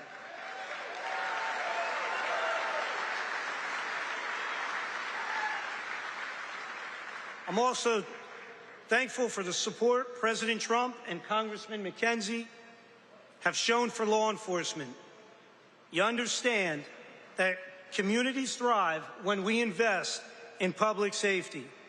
Congressman McKenzie has stood strong with public safety and working families, and that's why he's been endorsed by the brothers and sisters of Bethlehem FOP Star Lodge 20.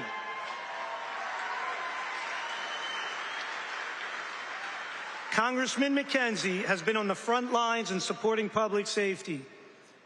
He secured $700,000 for the Bethlehem Police Department for much-needed technology and equipment upgrades at our police department, along with bringing home $1.6 million in funding for volunteer firehouses and infrastructure. Thank you, Congressman.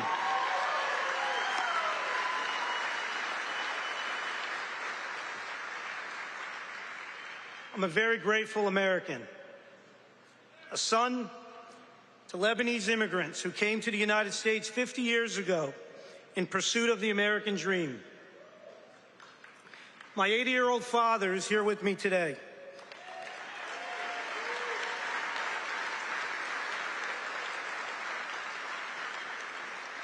He would often tell me, work hard and it'll pay off. Well, 50 years later, thanks to President Trump and Congressman McKenzie, my father's dream has come true. I thank you for that.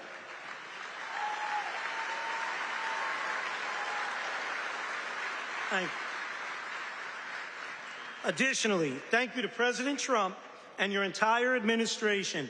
After more than 50 years, the Lebanese people finally have an American ally who advocates for a sovereign and independent Lebanon governed by the Lebanese people. Thank you for that. Mr. President, you have the support of almost 20 million Lebanese people worldwide.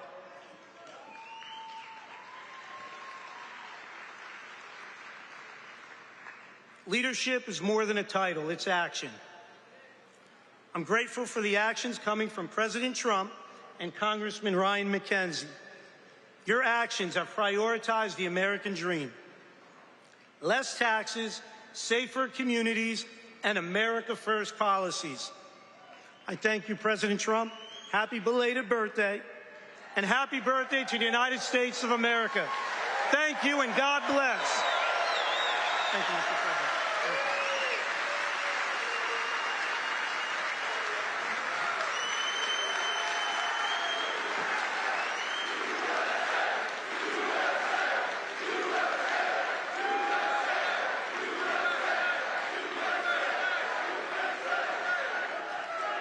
Thank you very much. You know, I just looked at all these pages. I said, oh, we're in trouble. But you know what? That was good. That was a good job. I was a little worried when I saw the pages after page. Very good. Great job. Sam, where's your father? Hello, Pop. How are you? Got a good boy. Got a good boy. Yeah, taking care of your people. So our administration is also delivering one historic win after another for another group that works a lot of overtime, and that's our great auto workers. We have a lot of auto workers in here today. But just as I promised, the UAW workers, and we did great with them, you know, Republicans, I don't know, for whatever reason, they don't do like I do. But in the campaign, I ended Biden's insane electric vehicle mandate, that crazy mandate, which meant that in a short while, all cars had to be all electric, and many of them would be built in China and others in foreign countries all over the world. That's what was going to happen, and I stopped that. I ended it in my first week in office. I ran on it. And you know what? If you like electric cars, I think that's great. I wouldn't say Elon was thrilled with what I did, but he understood that. But if you like electric cars, I think it's great, but you have to have the right to buy a regular, I mean, we have more gasoline than any country anywhere in the world if you want to have gas. If you want to have a hybrid, you can have whatever the hell you want, including electric. But I terminated Biden's disastrous fuel emission standards that would have crushed Mack Trucks. Mr. Roy, your company would be crushed if I didn't do that. You wouldn't be bidding on anything, neither would anybody else. It was the most insane environmental regulations ever conceived of by man. It was totally unreasonable and ridiculous. And you can sell trucks for much less money that are now much better trucks that work, that actually work. And we made interest on auto loans, fully tax deductible, but only if you buy a car that is made in the USA. Otherwise, we're not interested. Otherwise, we're not interested. And I saved the auto manufacturing business in America. We have more auto plants being built today than we've had in 60 years, that I think maybe ever. And bigger and better. They had a big one in a certain state that I love also. I love a lot of places. And they took out this old plant, but it was big. And I said, did you redo it yet? They said, we're not redoing it. We're ripping down and building a brand new one, a beauty. You know the one I'm talking about, David. But we're pleased to be joined today by Pat McHugh, a Marine Corps veteran, a great guy, who spent 28 years with Mack Trucks. And he leads the cab assembly and serves as new product line launch leader. It's a big deal.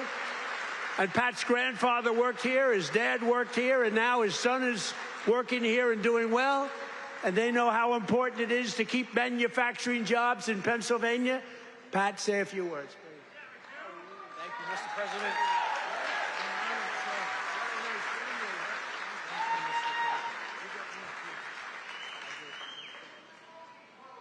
Wow. Good afternoon, Mr. President. It is a profound honor and privilege to have you here with us today to help celebrate the upcoming 250th birthday of our America.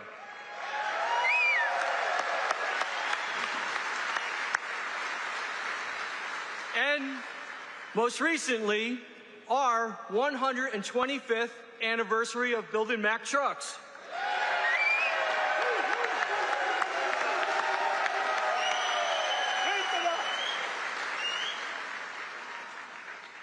My name is Patrick McHugh Jr., and I am a proud Marine Corps veteran.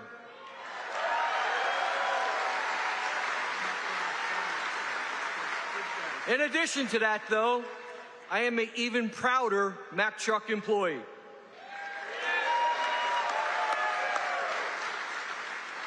Standing here with me today is my father and my son, both Mack Truck workers.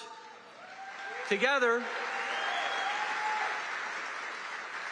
they have a combined 78 years working experience building the greatest trucks on earth.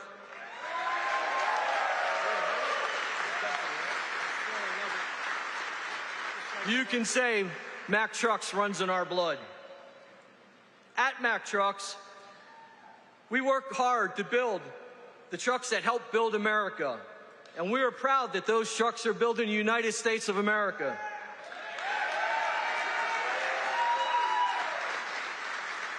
Along with our UAW colleagues, we're open for business, and we're producing the best quality trucks we ever have.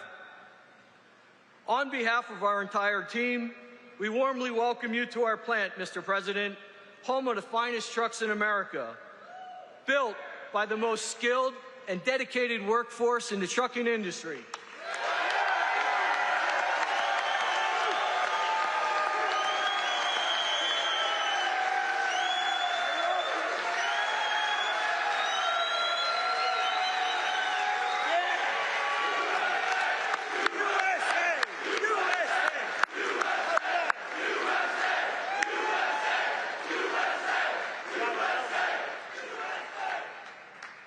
So, Mr. President, I want to say thank you for choosing to highlight Mack Trucks on your visit today, and thank you for supporting our American workforce. Thank you, Mr. President.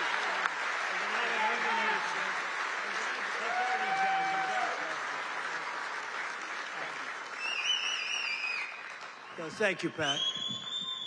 That's a good family. That's a great family. Great people.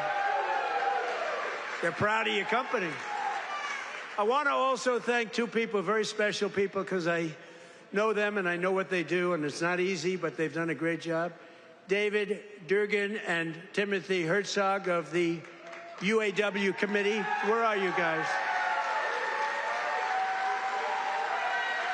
Thank you.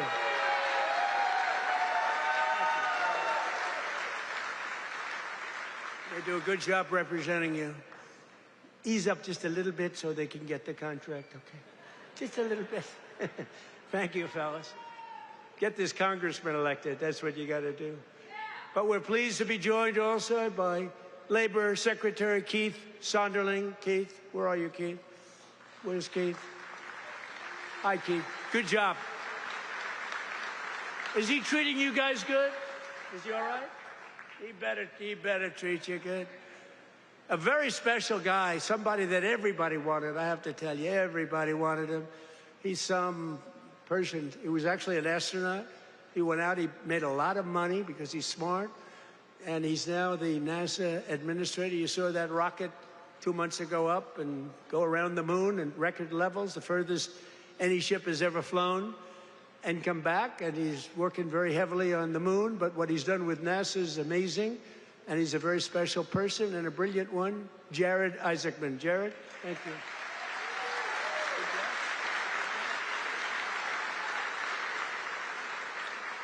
Great job. As well as, I introduced him a little bit only by the name David, because he knows me, and I know him by David.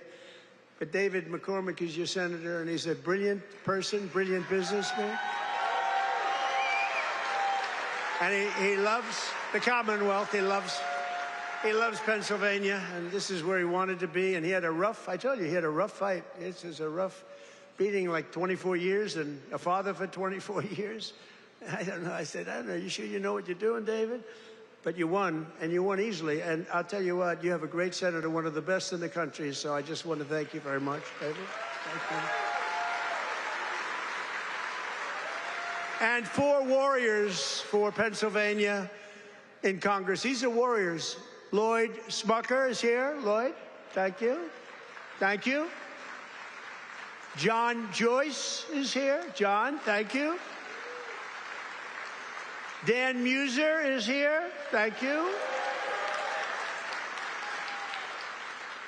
And these guys are all in good shape, but we got to get Ryan McKenzie elected. We got to get Ryan. I'm not here for them. I'm here for him. We got to get Ryan elected. Run up here, Ryan, fast. Nobody wants to hear you. Come on, just run up. Nobody wants to hear you, Ryan. Do what David did. He'd go up for 1 minute. Thank you very much, everybody. It's nice to be here. And everybody thought he was the greatest speaker. Right? Okay. Say a few words. Excellent. Well, Mr. President, I can't thank you enough for coming here to the Lehigh Valley, highlighting the great men and women of Mack Trucks, doing all the work that you do in Washington, D.C. for our veterans, our first responders, and everybody across this country to continue to maintain America as the greatest country in the world. You are the president that is fighting for all Americans. Thank you for being here, sir. Thank you, sir. Great job. Thank you for being here.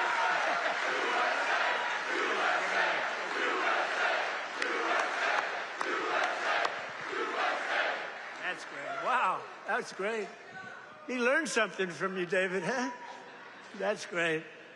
We also have one of the greatest writers anywhere in the country who knows more about the Commonwealth of Pennsylvania, I think, than anybody.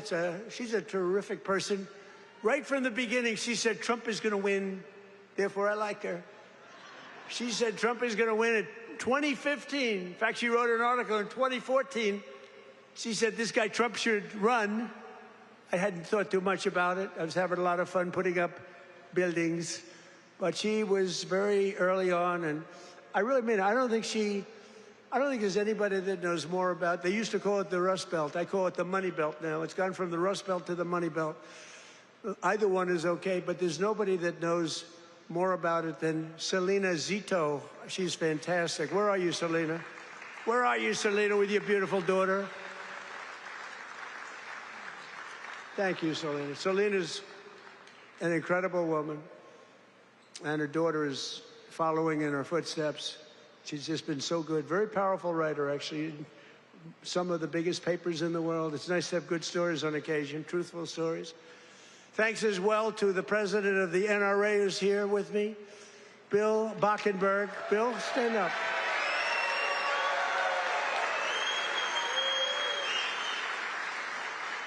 And they always give me their endorsement because I saved the Second Amendment, and you think it's easy.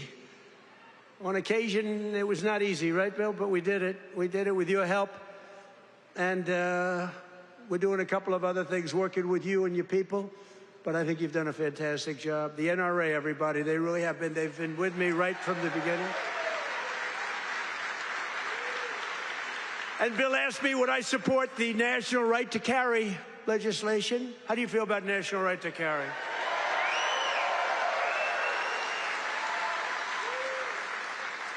That's my free poll. You know what that is? That's a free poll. I don't have to pay $300,000 to somebody that doesn't even do polling, you know, to give you phony numbers. See, those are real numbers. National right to carry. Yeah, we're working on it. And we have a very special guest who you just saw on the highest rated fight show ever in the history of television, the UFC Freedom 250. So this guy, well, I just have to set it up a little bit if I don't mind. Because I'm thinking, you know, I'm a similar size. I weigh more than he does, actually. So therefore, I have a tremendous physical advantage over him. His muscles are slightly harder and slightly younger. He's a lot younger. But I think I can do it because I'm a great athlete. He knows I'm a very good golfer. And I'm much better off on the golf course against him than I'm on the wrestling mat. But he went virtually undefeated. I mean, he won 4 years. He was the top wrestler. His friend, Tony, who's another champion, I'll introduce you to, Tony. But these two guys were on the Penn State team. And Bo Nickel went, I mean, you couldn't defeat the guy. And then he had every medal. I guess he was a 3- or 4-time All-American. But then he turned pro and he went to the UFC. Did you find them tougher? Yes, a little different. You know, a little different. But he's won just about everything. But he had a big fight last week with a lot of pressure, with the White House in the background. And he's a guy that I like. I met him a while ago. I looked at the ears. I said, man, this guy's a fighter. You can tell a lot by the ears. And he told me, no, he doesn't mind the ears. He likes them. It's almost a symbol. For great fighters, it's a symbol. That's why I'm worried about you, Tony. You have pretty normal ears. But I got to know Bo a little bit, and I got to root for him. And I almost felt like his father up there. His father's great, but I felt like his father, so I was nervous for the fight. And he was fighting somebody that Dana White, the great Dana White, he's a phenomenal guy. He said, no, Bo's got a tough one tonight. I said, why? Why do you do that to him? Because if you lose at this night, it was the biggest audience they've ever had, by far. The whole world watched it. The people at the White House, we had 5,000 seats around the cage we built. And we had 100,000, more than 100,000 people in the park right next door. We had the largest television audience they've ever had, by far. They said, why do you have to give him such a tough opponent?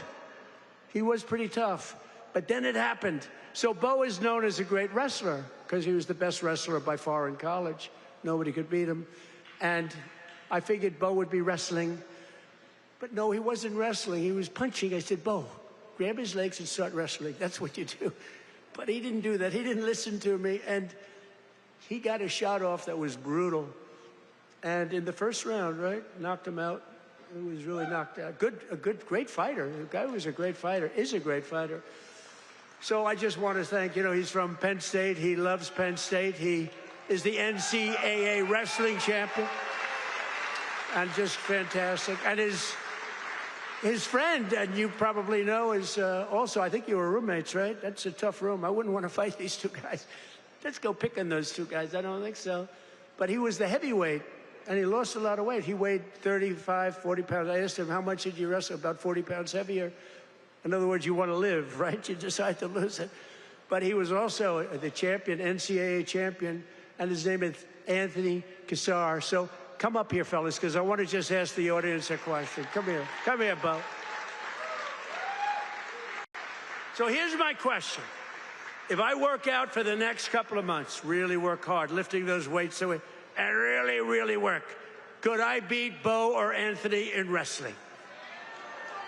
You're very disloyal. You're very disloyal. Say a couple of words about your fight. Thank you. Appreciate it.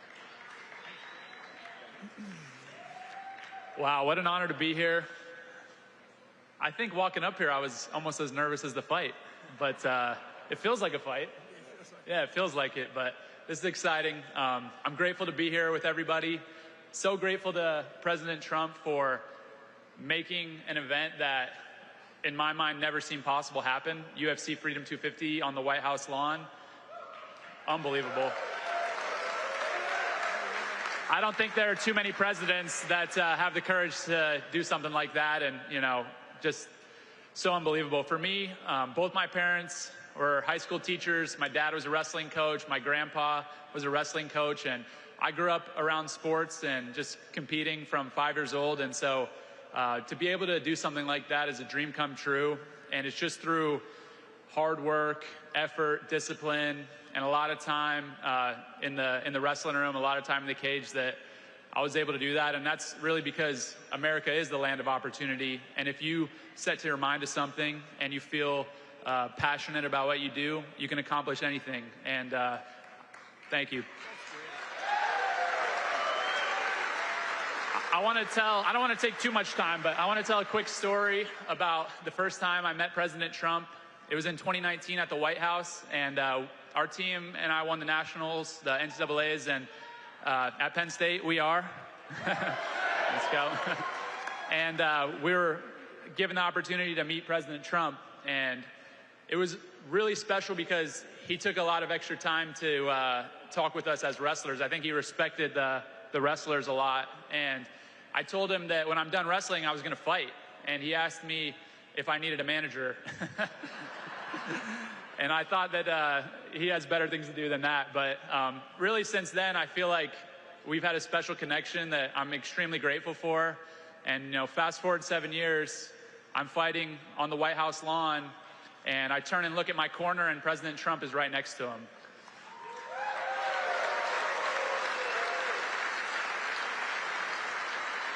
And so it really felt to me like he was in my corner. I know that was something that was just so special, and I feel like just incredibly grateful. And overall, the whole week of the experience, everything, the word that kept coming to mind and the emotion that I kept feeling was gratitude. And I'm grateful for President Trump, grateful for all my friends and family and supporters, and I'm grateful to be an American, and it's the best country on earth, and God bless you all.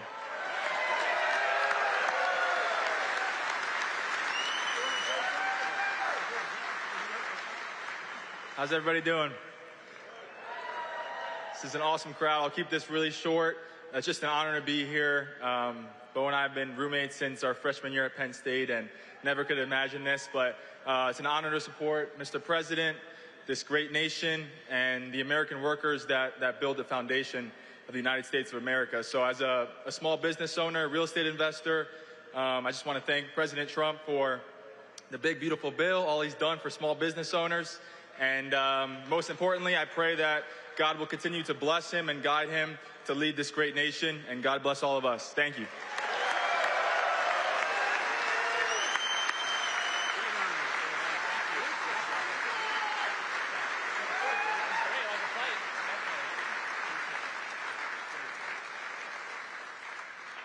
Two great champions. That's great. It's good to have them here, too.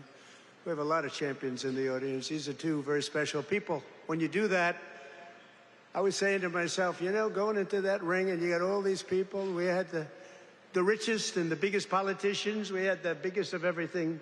You couldn't get a ticket. The tickets were selling for some crazy numbers, I heard. We gave them away to everybody, but somehow some got out. And I was saying that's a tremendous amount of pressure. And you're fighting the toughest people on earth. I mean, these are the strongest, toughest men on earth. No women in the crowd, but which is nice. But these are the toughest men on earth, and it's tremendous pressure. And you know, the muscles, you got the muscles, you guys, you got the big strong muscles, but you got this muscle too, because it takes much more than just the normal muscle to win those matches. I mean, the strategy and the genius that goes into it. It is a genius. A lot of people wouldn't understand that, but there's a genius. There's a genius in sports, but there's a great amount of courage and power that you have that a lot of other people don't have. So congratulations, really great job. Great job. Good to have you here. In everything we do, we're once again fighting for the people of Pennsylvania, and that includes our amazing Pennsylvania oil and gas workers. And I ended last administration's war on Pennsylvania energy, and I signed an order to drill, baby, drill. That's what we did. Right, David? And you helped. The United States is now the #1 producer of oil and gas on earth, larger than Russia and Saudi Arabia combined by a lot. Think of that. Who would have thought that? We were in 4th place. Now we're larger than, and that doesn't include Venezuela. Include Venezuela once, because it's essentially should be included. I also ended the war on clean, beautiful Pennsylvania coal. In fact, in my administration, you're not, because you know coal was dead. China uses it. Other countries, very successful countries, use it. The unsuccessful countries use wind, those beautiful windmills that blow around and round and don't do anything except cost you money. Every time it goes around, you lose $10. It's supposed to make money with energy, not lose money. No, wind is every country that's using wind is a disaster. Every country that's using our beautiful substances from underground are doing very nicely, thank you. But in my administration, you're not allowed to say the word coal without preceding that word with the words clean, beautiful. So you say clean, beautiful coal.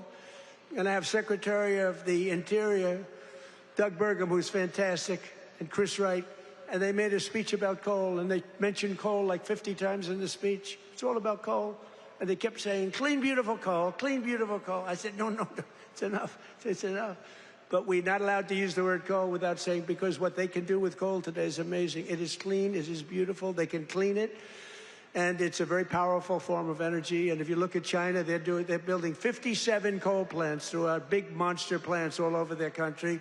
And then we're not supposed to do that? No, we're doing that. Clean, beautiful coal. We've invested over $1 billion to save dozens of coal mines. We've saved them. They were ready to close, and some had closed. And more than 100 coal power plants, including the Keystone and the Conemaugh generating stations, right here in Pennsylvania, as you know, are really moving now and employing a lot of people. They were all getting ready to close up. They were essentially closed. We're working hard to lower the cost for all consumers, and we want powerful energy. Under my administration, the most favored nation agreements on drug prices that we just did are delivering the largest prescription drug price cuts in history, with numbers like 400, 500, and even a 600% reduction from where it was. Think of that. That alone should win us the midterm. And the fake news back there refuses to talk about it because they know how good it is, because they can't produce it. They've been trying to do it for years. Favored nation. We paid the highest drug price in the world by far. As an example, for the fat drug, which Bo and Tony don't need to take, but a lot of people are taking. Who takes the fat drug? So in New York, think of it, it was costing a fortune. Many, many times it was costing $1,300. And in London, it was $87. And a friend of mine who's extremely fat, sloppy, but very brilliant. He's a brilliant businessman, but he's a slob. There's no question about it. very neurotic person, which you need sometimes to be successful. But he called me up. He used to call me Donnie. Donnie! Now he calls me Mr. President. That's a sign of great respect. But he said, President, I just came over here and I bought, I won't say Ozempic or whatever the hell it was, but I bought the fat drug. I said, I didn't know you used it because it's not working. And I used him as, he's begging me not to use his name, so I won't. But he's a very successful guy. He's actually a pretty well-known guy, brilliant business guy, worth a lot of money. And he checked. He just, you know, he said, well, how come in London I just sent out and I'm paying $87, and in New York I'm paying $1,300? I said, because that's the way the prices are rigged. And it's rigged, the whole world is rigged against us. And I said, but you know what? You brought it out better than anybody could bring it out, because I've been looking at it. They all said it was impossible to do. And I went to the drug companies. I said, well, it's not going to be any more. You're going to raise their price a little bit. You're going to lower ours a lot, because the world is bigger than us. So it really worked that way. And they said, well, we'll do it. They were very unhappy, but they knew I wouldn't get it from the countries, because you had to get it from the countries. Then I went to France.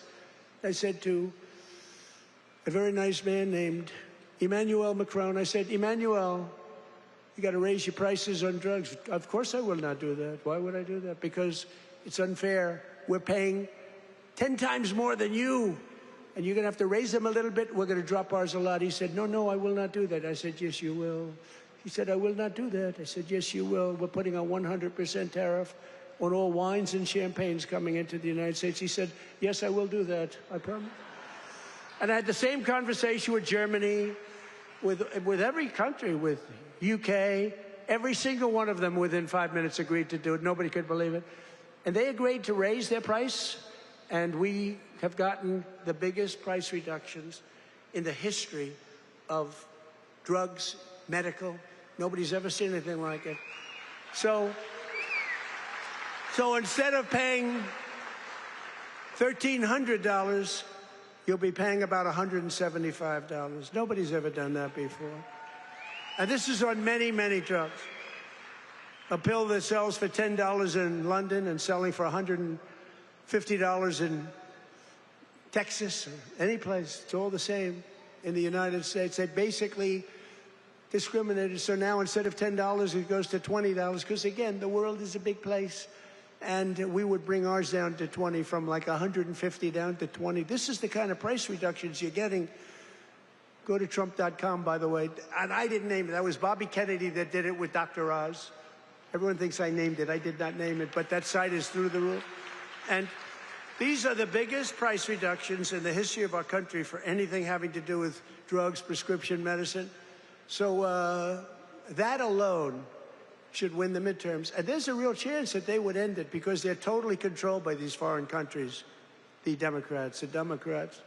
So starting next week, weight loss drugs will be available for just $50. Think of that. For seniors who previously had to pay $1,200, $1,300, $1,400, couldn't pay it. Think of that. Now, they don't want to write. Look, they turn the cameras off when I talk about it, because they don't want good stuff for us, because they don't want us to win elections. And why, I don't know. Why they want to have people pouring into our country, why they want to have high taxes, why they want to have all of these problems that took place over the last 4 years of the last administration, one of the worst administrations in history. But the other ones wouldn't be much better, because they have all of these crazy policies. They've gone communist. But just over 1 year ago, we inherited the worst border in history, but I quickly turned it into the most secure border in the history of our country by far. Almost nobody is able to get in. And in the past 13 months, and this is a chart kept by generally Democrat people, in the past 13 months, 0 illegal aliens have been admitted into the United States. Think of that. 0. And even I find that hard to believe, but it's 0. I mean, they'd love to have it be high, but we can't do that. We have a country, and we're going to run it well. We don't want to have prisons released into our... Some of these countries were emptying their prisons into the United States of America through the southern border. Prisons, prison population. Some of the countries had no prison population left. You know what that saves them? Some of them had no mental institutions. The mental institutions were taken All of those people were taken to our southern border and allowed to just walk freely into our country under Sleepy Joe Biden and his group of thugs, their group of real thugs. Weaponization, that's all they're good at, weaponization and cheating on elections. In 2025, we achieved the largest drop in the murder rate ever recorded in the history of our country, despite the fact that we haven't gotten all of these criminals out of our country. We had the lowest since 1900, that's 125 years ago.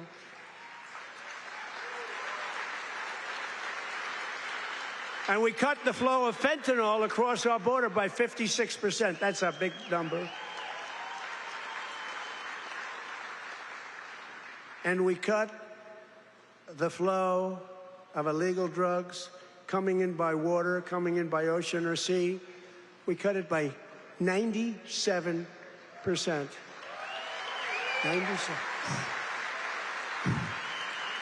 97%. It's very drastic, but people aren't traveling that way too much anymore. We have the most powerful. I built the military in my first term. We used it in my second term, more than I thought, but we have no choice. We have no choice. But think of it, we cut fentanyl. For years, they've been interdicting. They've been grabbing boats, bringing them in, putting them in court. They go out by the same night. They're back sending drugs by the ocean, by the Gulf, by the sea. And now it's down 97%. And we're looking for the 3%, because I think those 3% are more brave than Bo Nickel was any day. The 3% of the people that are willing to get into a boat to deliver drugs now, they are the bravest people perhaps anywhere in the world. But it won't happen long. But what we've done is amazing. Our military, we have the greatest military in the world. We have the greatest law enforcement in the world.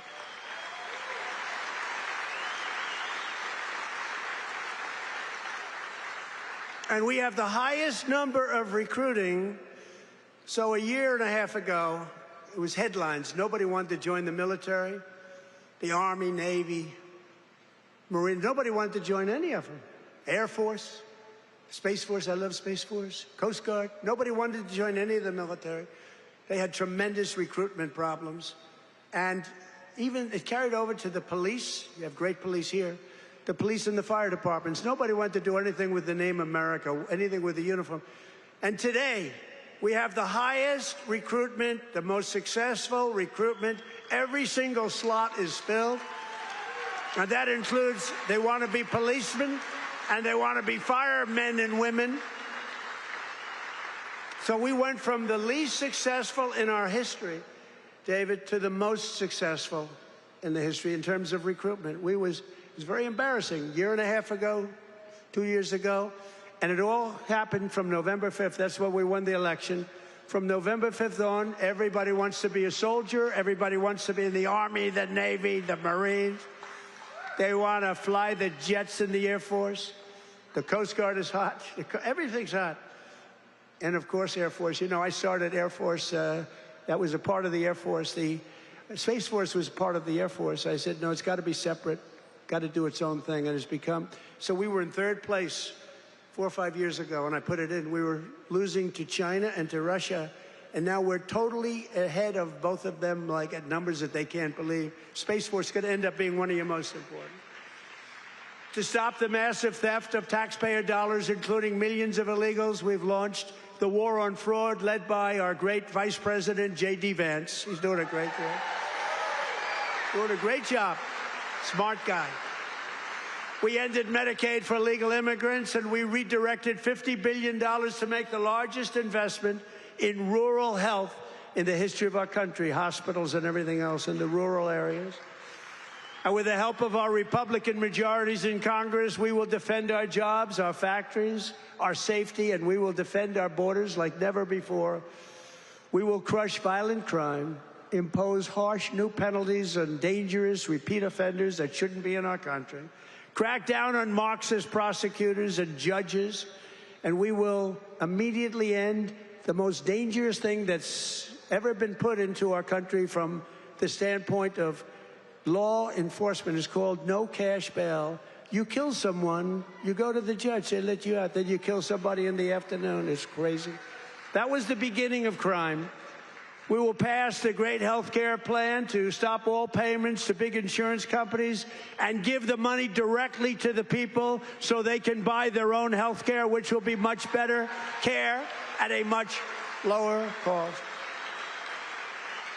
And we will pass the Save America Act to protect our sacred American election.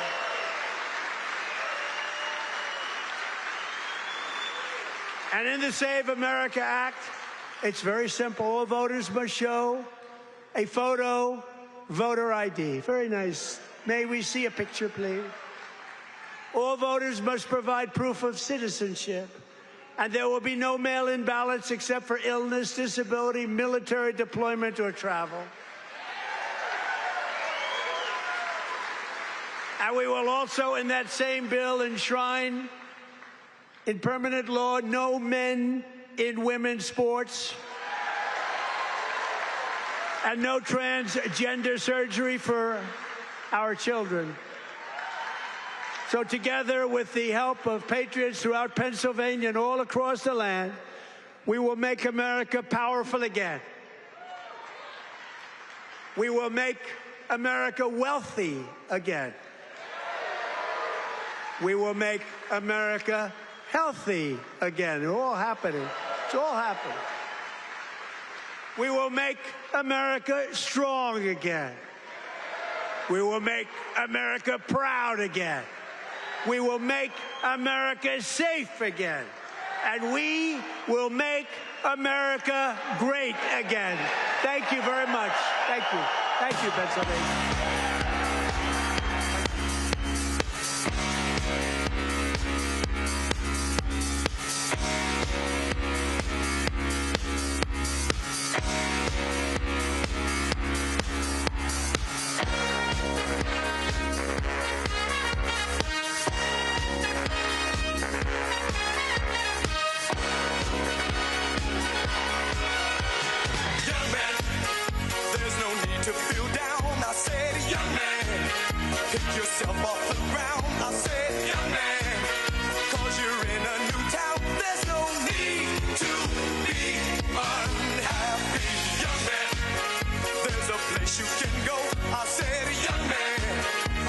Short on your dough, you can stay there, and I'm sure you